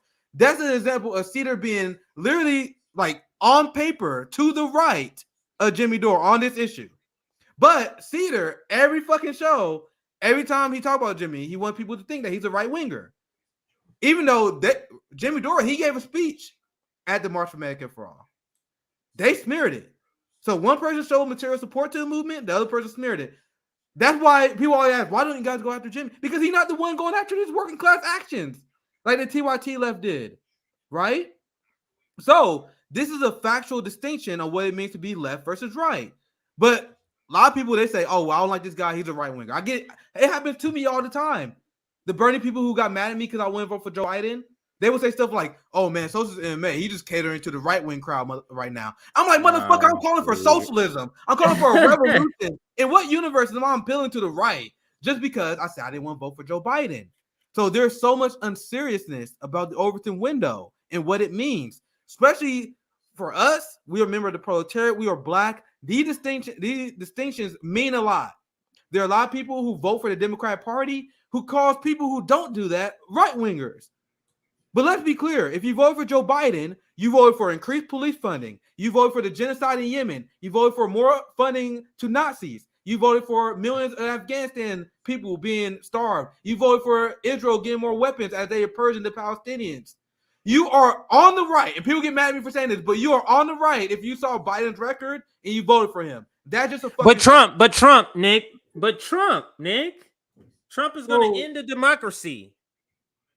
So we're all going to be on paddle boats in the ocean when Trump comes, because he's going to end the democracy and everything is. That's literally what they think is going to happen. It was like we prefer our population. You have progressives who vote for Joe Biden who's like, I prefer my right-wing politics to be nice and civil. That's what I told you guys. I was 100% okay with Trump because Trump put the proper face on our evil empire. He would say the wrong shit out loud. He would send mean tweets. And that's the proper representation of what it means to be the president of the United States, because that is what they did. That's why they didn't like Donald Trump. And I explained people leading up to the election, Biden is just like Trump, but with nicer tweets. And I don't want that shit because he will put people right back to sleep.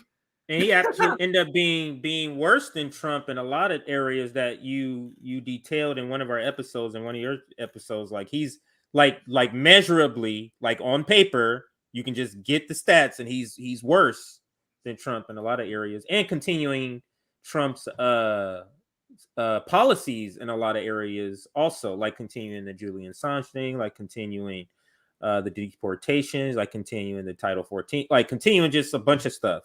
They are both right wing. It just Joe Biden is better at being Trump than Trump was.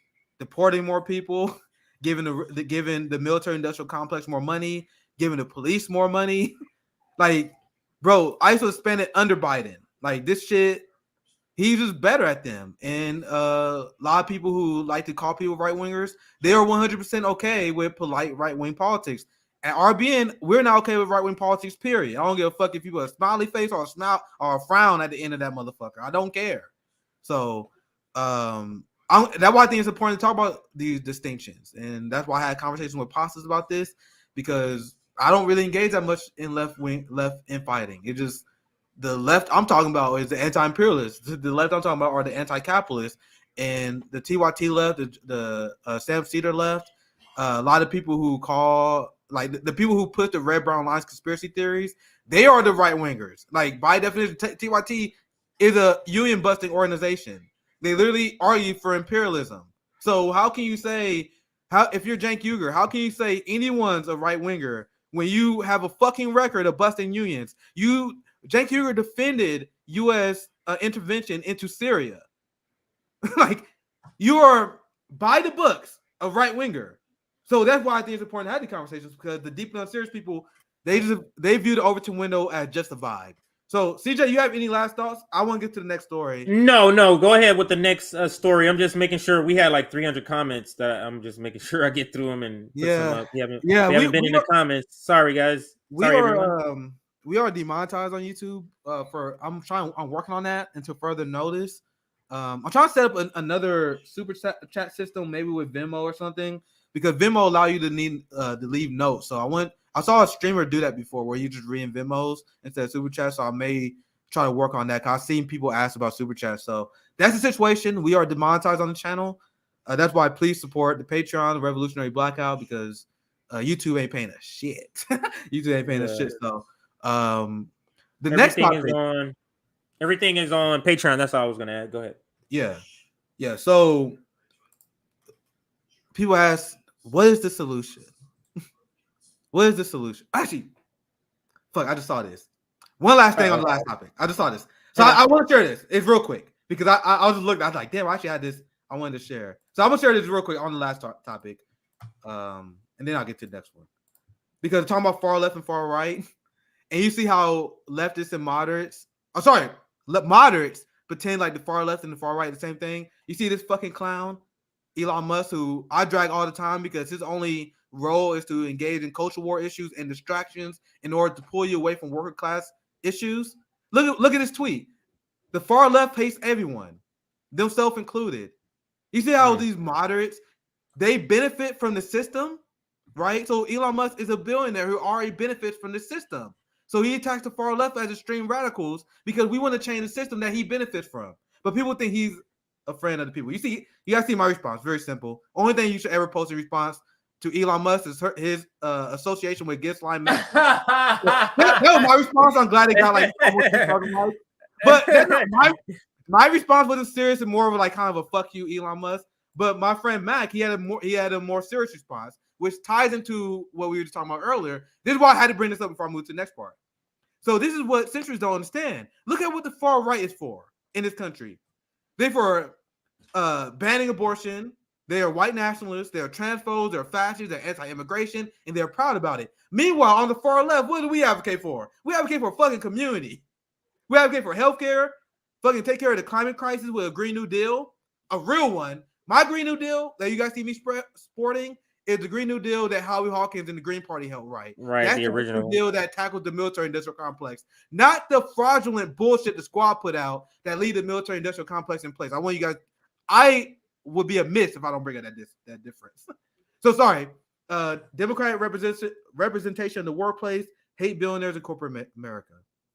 That's a great tweet. I can add a lot more to this, but I think just to move on, just for time's sake, I'll move on. You guys see the difference, right? But people like Elon Musk, they don't want you to think about anything in terms of class consciousness and class politics. It's all about the culture war and dividing people, right? So CJ, any last thoughts? And I really will move on to the last topic. No, go ahead. No, you got it.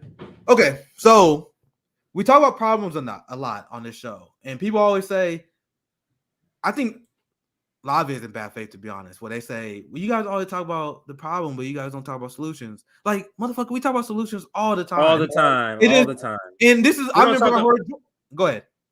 No, I was going to say, we don't talk about the solutions they want. That might be it, so they don't include it, but go ahead. Yeah, because it was, the most recent example is I remember Jordan in his response video where he was trying to pretend that people were criticizing Nina and electoral politics. He was like, what y'all playing? What y'all doing? It's like, motherfucker, we doing other shit other than electoral politics. We want y'all to join us, right? So I talk about Casey Tenets on this show all the time because Casey Tenets is providing real material good for their community. Now, what Casey Tenets did this weekend, what they announced, actually, I wouldn't say did because they've been working on this for quite a while, but it was the official announcement. Casey Tenets announced the first ever citywide union, which is an unbelievable undertaking. Maybe I should fact check that. I believe this is the first citywide. I don't know. Like, is there any other citywide tenant union? I don't know one. Right? I don't know of one. I think this is the first one. Someone fact check me in the comments if I'm wrong on this. But as far as I know, this will be the first ever citywide tenant union, and they've been working overtime delivering L's to landlords, corrupt developers, and real estate companies because these people have been destroying us, destroying the working class with rising rents and unethical landlord practices, right? So instead of voting Democrat and hoping they do save us here, instead of holding fake ass actions on the Capitol steps, remember what the squad did that led to no material conditions improving for the homeless people because the Supreme Court just struck it down. There are real victories that the KC tenants, and it was shown throughout the course of this event, I'm gonna show you guys, that they accomplished for people.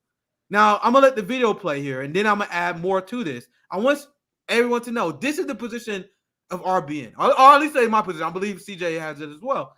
Fuck electoral politics. We need to start focusing on this kind of shit because we are building a community here at KC. I was at this rally; it was amazing. Now I'm gonna shut the fuck up because I think. Oh shut up! I accidentally closed the tab, but I can find it. I can find it. Yeah, no worries. Go ahead. I can find it real quick. So I'm gonna show you guys the video that came from the KC tenants rally, and I got a few videos of the speeches I'm gonna show because I think the speeches says a lot. These are people who have real revolutionary discipline. I love KC tenants. I love the work they're doing. This should be the future of the left. So let's dive into the video. Let me just fix the audio and everything, guys. 1 second.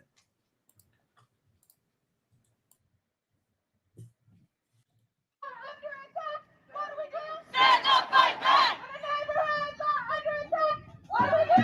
Stand up, fight back! When the tenants are under attack, what do we do? Stand up, fight back! When the tenants are under attack, what do we do? Stand up, fight back! What do we do? Stand up, fight back! What do we do? Stand up, fight back! That's right.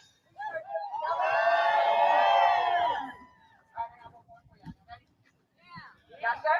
Yeah. I want to hear it. You got to do that right.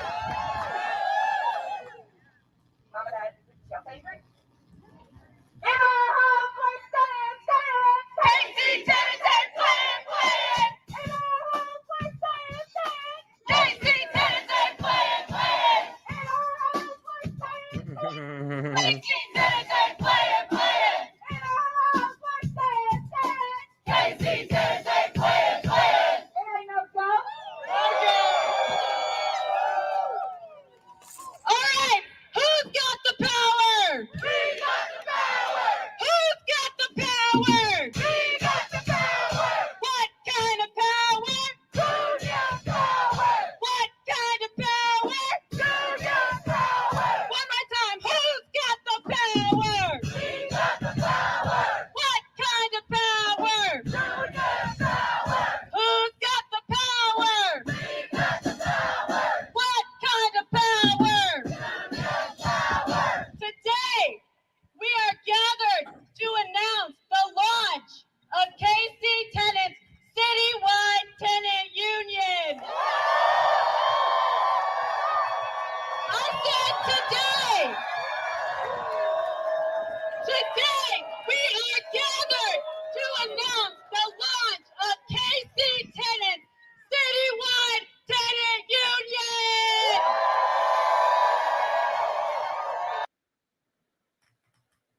Yeah, that was beautiful, man. You taped that yourself? Yeah. So yeah, I was on the ground. I told you guys I'm a citizen journalist, and now that things are starting to clear up from COVID, now we're starting to get a lot of actions. And I always follow what KC Tenants has done. I have volunteered, donated to KC Tenants in the past. Now, this is the hopium that we inject to you guys, right? And not the hopium of vote for Nina Turner and things will change, I promise you. The hopium that we give you on RBN is that we have the power. Like, instead of relying on these politicians, organize your tenants, organize your community. So this is amazing. And I have more to play because that speaker was incredible. All the speakers there was incredible. I'm not gonna play like the speeches where they go into anecdotal stories because a lot of what they was doing, they were explaining the wins they got, and it's incredible.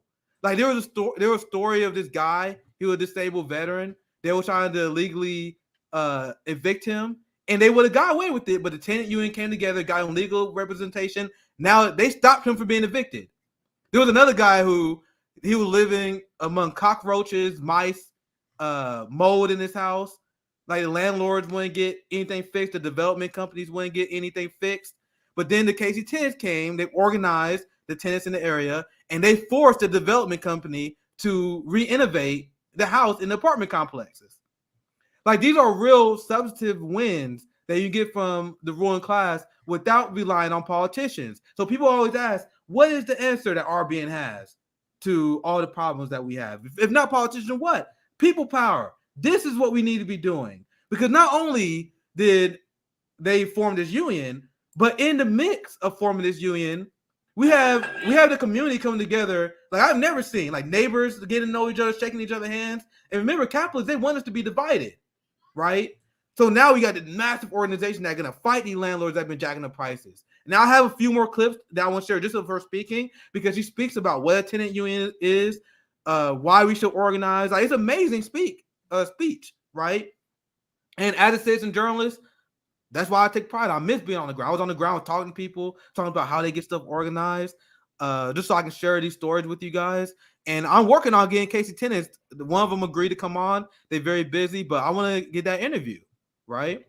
Now, one more thing I want to say before I play these other videos is, you guys want to know what I noticed?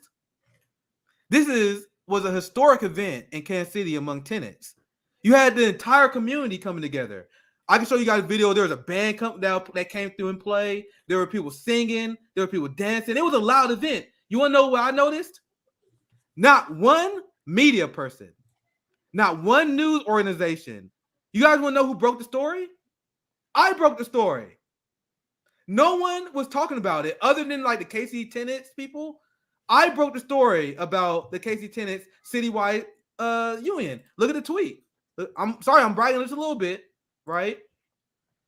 This blew up on Twitter, over 16,000 views. I searched, no one else tweeted about this shit. Other than KC Tenants, right? Because obviously they would tweet about it. But they get blacklisted. They don't get boosted by the algorithm on Twitter. Despite this massive event, like, it had dancing and everything. Like, we had bands come through. I got videos of all this shit. It was a massive community event. But despite that, no one in the Kansas City news media was interested. Why do you guys think that is? Wow, it's almost like Kansas City news, corporate news, all these news outlets has a vested interest on not reporting news that is relevant to the proletariat. So why do you think RBN is? We are here to put the spotlight on the proletariat. So I broke the story because I was there, I was recording, because I knew they would drop fire. And I'm glad that a lot of people on Twitter know that this is happening now, because there is a coordinated blackout. Now I'm asking, why don't you see the channels that are way bigger than us? Why aren't they breaking stories like these? Why aren't they on the ground talking to tenants like I was? Like, I was talking to the person who gave the speech. I'm trying to get them on the show to talk about how they organize a citywide union. I was the only, I cannot emphasize this enough. I was the only media person there. Do you guys understand the importance of independent media and what we're doing now? Because with that story is not told on Twitter. Casey Tenants, they retweeted me as well, which is great. But we need a proletariat network that will cover stuff that is not in the interest of corporate news covering. And that's what we did. And as we get more support, I'll be able to do more on the ground stuff like this, because that's how I got started. I miss doing this shit. I was talking to people like, yo, how y'all do this? Like, I was like just getting anecdotal stories for them. Maybe I might even write an article about it if I get some of them on record. So I have a few more videos of some speeches that she gave, which I think is great education as well for you guys. But before I play that, CJ, you have any thoughts you want to add before I move on? I'm on it right now. I'm retweeting it, man. You got people. Let me put this on the screen. You got people in all types of languages retweeting that video, Nick. Yeah, like, I'm gonna show you right now. I'm gonna show you. What I'm it not looks saying that. I'm not over here saying I'm the guy who's making a giant impact. But I'm gonna be honest with you guys. I am proud because I got. You're letting it known. You're letting it be known, though. Like, you're not the tenants doing the work, but you're going out saying why is no one covering? Can you believe that, Nick? That's our job. Something like this is happening, and they're not even covering it at all. I told you guys, everyone has a role in this movement. Like, I like being out on the streets, I like marching, but since I have this platform, I was given this gift of being like the voice, like being someone who puts spotlights on this stuff, right? almost 80,000 followers on Twitter. Our channel is growing, right? So I'm just happy that people like there are a lot of people quote tweeting it, retweeting it. It got a lot of traction. And I swear to God, look, no one else tweeted. Like if I didn't send that tweet, that's 16,000 people who don't see that video. That ton of leftists who I saw that was like, man, this is super. Look, go up. I think Gritty. Look at it. Look, Gritty's tweet. That's my boy right there. 800. Look, and look what he said. Look what he said. Oh, I'm sorry. I thought you. Oh, you're all good. You're all good. He said, "I've never seen a tenant union of this scale. Every city needs this." Now, do you guys see why corporate media is not covering this? Why TYT? They don't want this to spread. They don't want this to spread. Corporate media don't want this to spread, and they're corporate. TYT is corporate media. You can't get 20 million from Wall Street. Doesn't that make you corporate? Like they're corporate, so they're corporate living in an independent world. That's all it is. Because they used to be independent, so they kind of get that sort of grandfathered idea, but they're not. But look how many people retweeted this, man. It's like, and their retweets got 800. And then I have big names that were retweeting without commenting too. So I'm just happy that this shit got here because Casey Tenants is literally the most slept on organization on the left in this country. Like I told this story many times. I'll be quick when I tell it this story. I just kind of told it many times. They literally got homeless people homes in the middle of the pandemic because they forced a meeting with Quentin Lucas. And you see how many people they have there. They have their posts on the community. They went to Quentin Lucas, was like, bro, I swear to God, if you don't meet us, we don't give a fuck who runs against you. We don't care if it's a Republican. We don't care. If you don't meet with us, you don't do something about this homelessness crisis in the middle of the COVID crisis, we will make sure you lose. We don't give a fuck. We would put all our resources in the election to make sure you lose if you don't meet with us. And then because of that threat, he met with them and he secured houses for like 150 people. And they got them hotels because it was like in the middle of the winter in the pandemic. I reported this on my old channel back at the time. A lot of people don't report on this stuff because I'm a reporter of the proletariat. I'm a citizen journalist. That's what I love to do. Right. And this is an organization, or these are tenants of a residence, like this is of different residents. Yeah, let me show you this. I know I'm talking a lot, but I really love this story because St. Louis also has a powerful tenant organization, and they was there too. Like there was like, and now like there's conversation like, yo, if we get the citywide tenant union, what if we can make it statewide? Because St. Louis, I don't know, to be clear, I don't know a ton about the St. Louis community organizing like I do Kansas City, but they had a giant tenant organization that was there, and they forming partnerships with us now. And Casey Tenants. So you had the St. Louis organization. You also have tenant unions in Kansas City that are very localized. Like you have like a block, you have like a neighborhood that's a union. They was there. Like there was like 3 smaller community unions that was there. So we are like Casey Tenants doing something that I think that haven't been done in this country yet. Like maybe I didn't fact check myself and see if there ever been a citywide tenant union. But I feel like if there was, I feel like I would know about it. I feel like that's something that wouldn't slip my grasp. But my point is like there is so much to talk about and report on this, and it wouldn't even be in discourse if I didn't send that tweet out. Now, and I'm telling you guys this because I'm not doing this because I don't believe in this project. I believe in this project that we're doing. Imagine if RBN had 1 million subscribers, and we are showing these stories of the proletariat victories that are being ignored because it's not sexy clickbait, right? And not a sexy subject to talk about tenant unions. But this is everyone who criticized RBN. They're like, oh, they just complain. They don't have any they don't have any real solutions. I'm like, motherfucker, here it is. This is what we advocate for: mutual aid, community building. Right, because they don't count that. They don't count that. That's why when they describe it, it's they don't have any solutions. They clearly don't hear about Rome. They clearly haven't heard about the Skid Row thing I'm doing. They clearly, you know what I'm saying? Like they choose to go that I'm not doing mutual aid, so that doesn't count.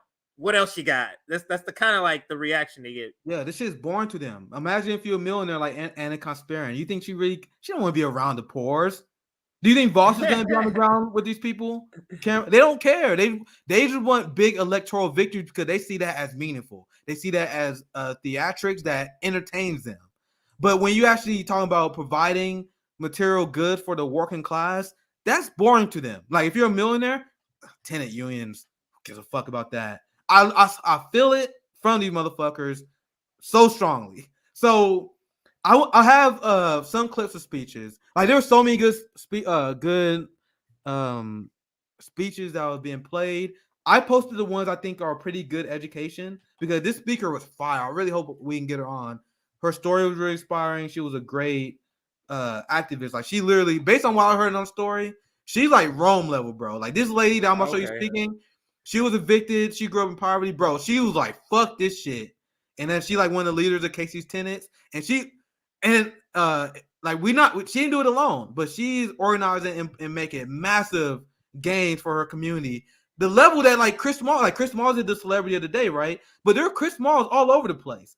Like this lady that you heard speaking, I'm gonna show you some more of her speeches. She is as powerful as Chris Smalls. Like, bro, the work that they did literally stopped people from being evicted. They got people they stopped people from being kicked out in the middle of a winter. They saved lives. Like, it's not even an exaggeration to say they saved lives. People freeze when they are kicked out of their homes in the winter.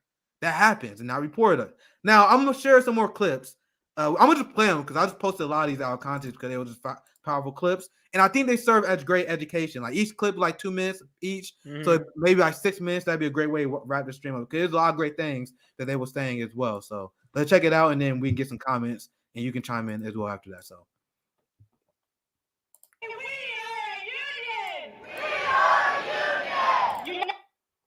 In our struggle for a better Kansas City. One more time, we are a union! We are a union!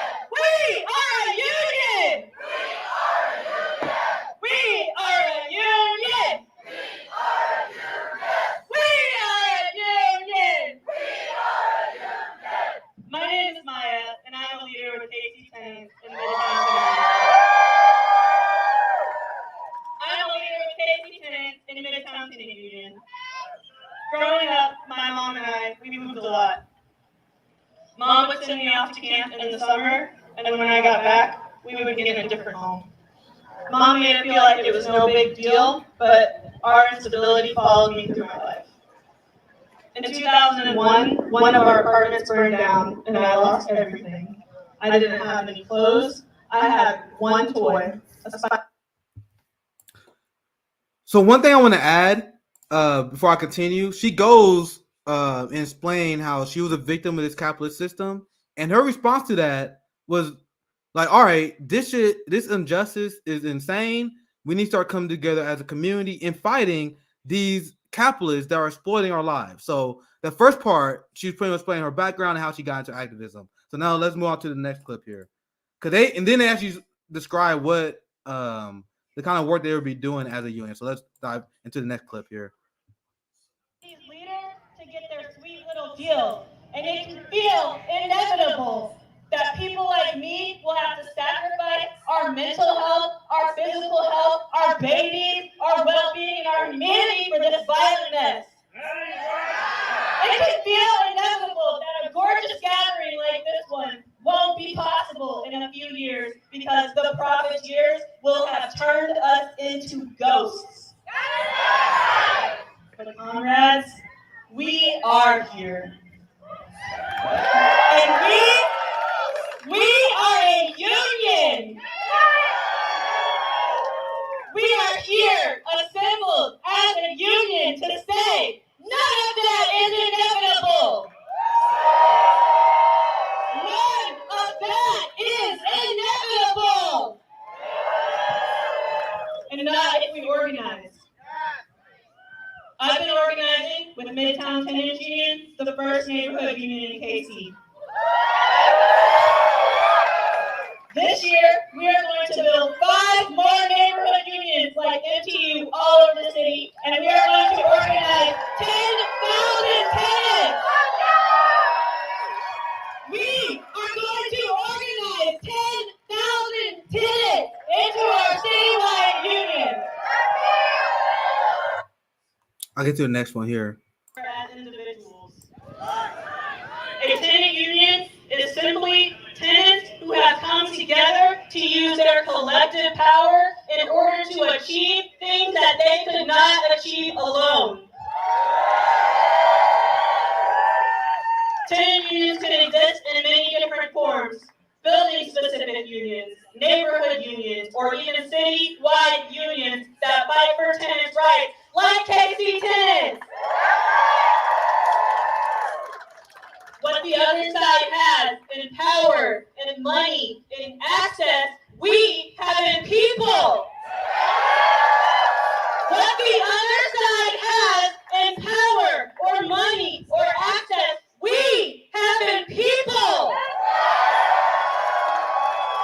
A union brings our people together to win. To win a Kansas City where everyone has safe, accessible, truly and permanently affordable housing. This might sound like magic, right?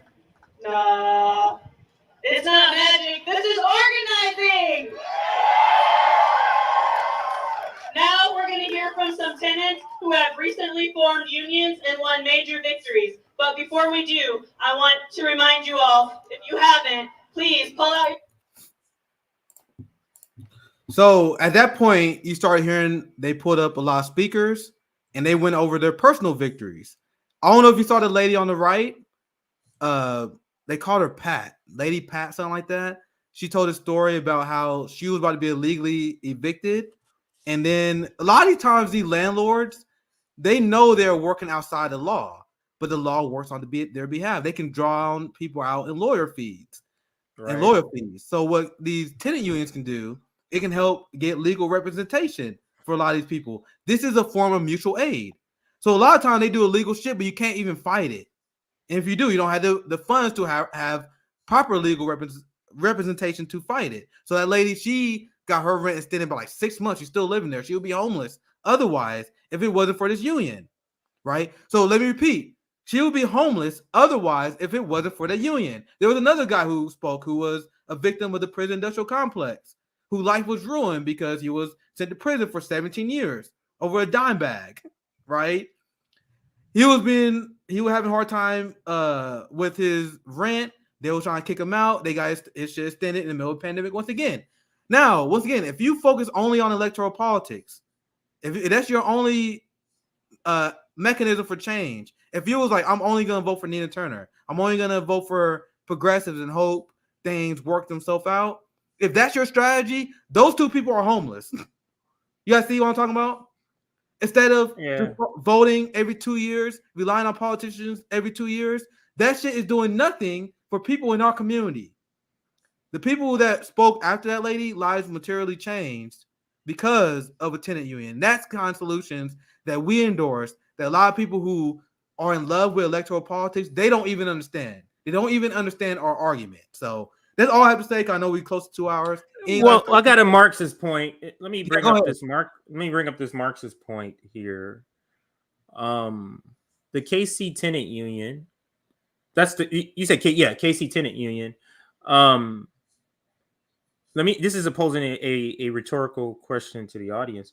Do you think all those people agree on a police state, agree on war, agree on a Democratic Party, agree on a Republican Party, do you think all of them agree on that? Or do you think they have an issue that they all found solidarity in and that's what they do? That's coalition building. So in a different fight, they may not be on the same side. But on this specific fight, we don't ask, who are you voting for? Are you Green Party? Are you Red Party? It's about the tenants coming together to provide this. And I just wanted to point that out, that the left, Nick, really rejects teaming up with people that disagree with them. They really don't get coalition building. I said this earlier in the video. They really don't get that. They really believe, because when you strip it down to it, coalition building in the leftist movement eyes is building coalition with people who agree with you. That's coalition building. Finding other people who agree with you is coalition building in their head. Because when you get down to, okay, what about somebody who believes this? Nah. What about somebody that, well, who are you? Well, as long as they don't do this, and it's like, you got 7 hurdles? Like, so I guess you're not teaming up with nobody, right? That's what you're saying? That's essentially what you're saying. You know what I mean? Like, if you say, okay, anti-imperialist, anti-racist, oh, that's it. But when you start saying, okay, they have to be a Marxist, they got to be against abortion, they got to be for gay rights, they got to be for trans rights, they got to be for ending police, ending qualified immunity, they got to be, that's not how it's going to work. That's just simply not how it's going to work. It's going to be, you find an issue. Go ahead. And the thing is, I cannot emphasize enough, and this was the most hopeful thing when I saw this. Like, this is the hopium that we give you on RBN, right? with the community building. Like when I look around, like there were people talking, chatting, like there was like love in the air, right? And in a very cheesy way of putting it. And my position is this community building that you do by forming coalitions is how you build bonds and how you can help educate people on issues you may disagree with. Like there have been many times, and I tell the story of my friend, I fucking forgot her now. I think her name was Beth in South Carolina. Playing. It's been like 2 years. So there was this white lady that I organized with when I was with Bernie Sanders in South Carolina, who she said she was a Republican. She still wouldn't say she wasn't a Republican, right? But she loved Bernie Sanders. She believed in healthcare because she believed we should cancel student loan debt, and she was against the wars. But she wouldn't budge on the issue of abortion. That is the one thing. She's extremely social conservative. Remember, I'm in South Carolina, deep in the Bible Belt, but she loved Bernie Sanders. And through organizing, like throughout the course of this month, she was like, yeah, I'm still a Republican. I'm not a leftist. This is when we first met. I promise you guys. I first met her. She was like, I'm not Republican. I'm not going to change. I just like Bernie. We hung out for like 4 weeks. And then by the end, she was like, yeah, I think I'm on the left now. But I was tearing those walls down, bro. Like when we were talking, and then after a while, she was like, yeah, that makes sense. And I was literally talking to her one time, like, wait, bro, we agree on all these why do you even call yourself a Republican? Why would you even do that? Like, I don't get it. And then she was like, yeah, you're kind of right. And then throughout the course, of these 4 weeks, I knew this lady. She shifted to the left significantly. Just because she was building community with other leftists. Like, she was around me. She was around other Bernie supporters as well. So that's how we get people who disagree with us on some issues to shift. Because when you start being around other people who have these ideas and you communicate, you educate each other, you can bring people on their side.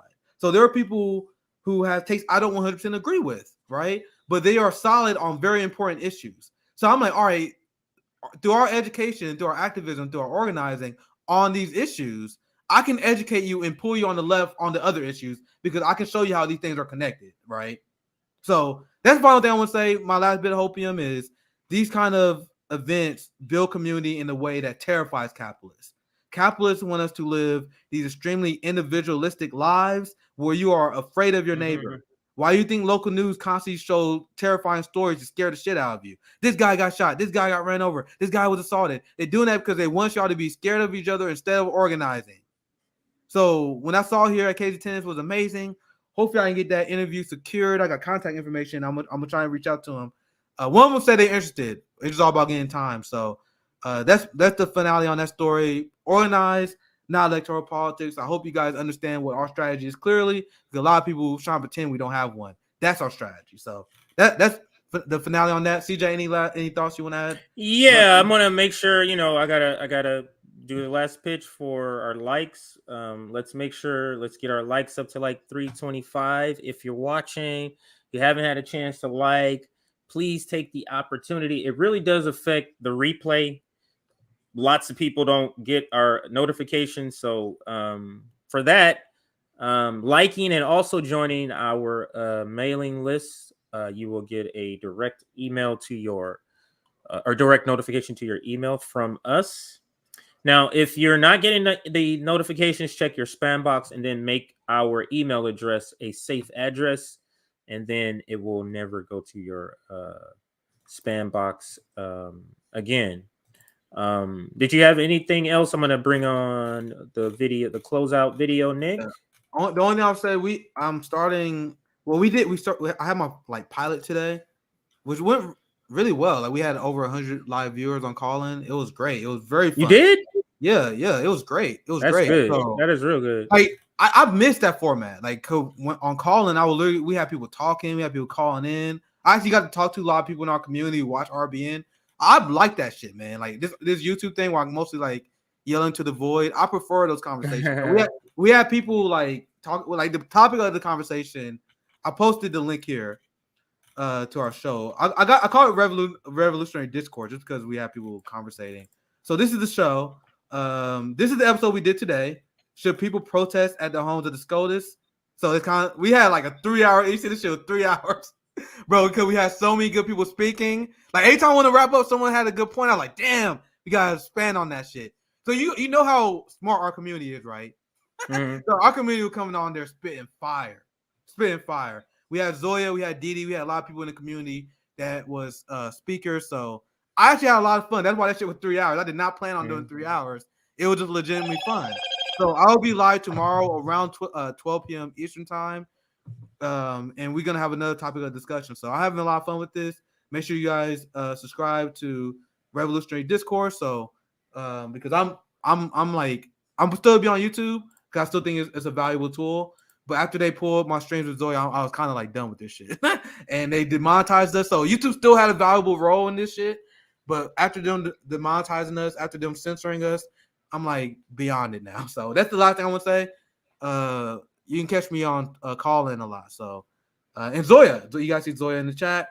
She usually help co-host these spaces and rooms with me because call-in is essentially like Twitter Spaces. The system, it like Comics Corner, but it's on call-in instead. So it's a great format. So that's the only thing I'm gonna say. Sports on call-in, and we'll be on there tomorrow as well.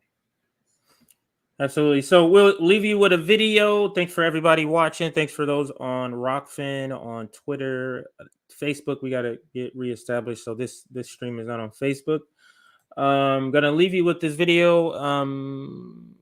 Is it Incarceration Nation? Man, I forget the Incarcerated Nation. Anyway, this is Mr. Five. He is with an organization that helps reassimilate people leaving prison, and it also helps the family of people who are in prison. I had him on a show called Free Black America. I'm going to bring that show back actually on here. So I'm going to play this clip, not coming back after the clip. The stream will end after the clip. And here we go. So let me play this clip. All right.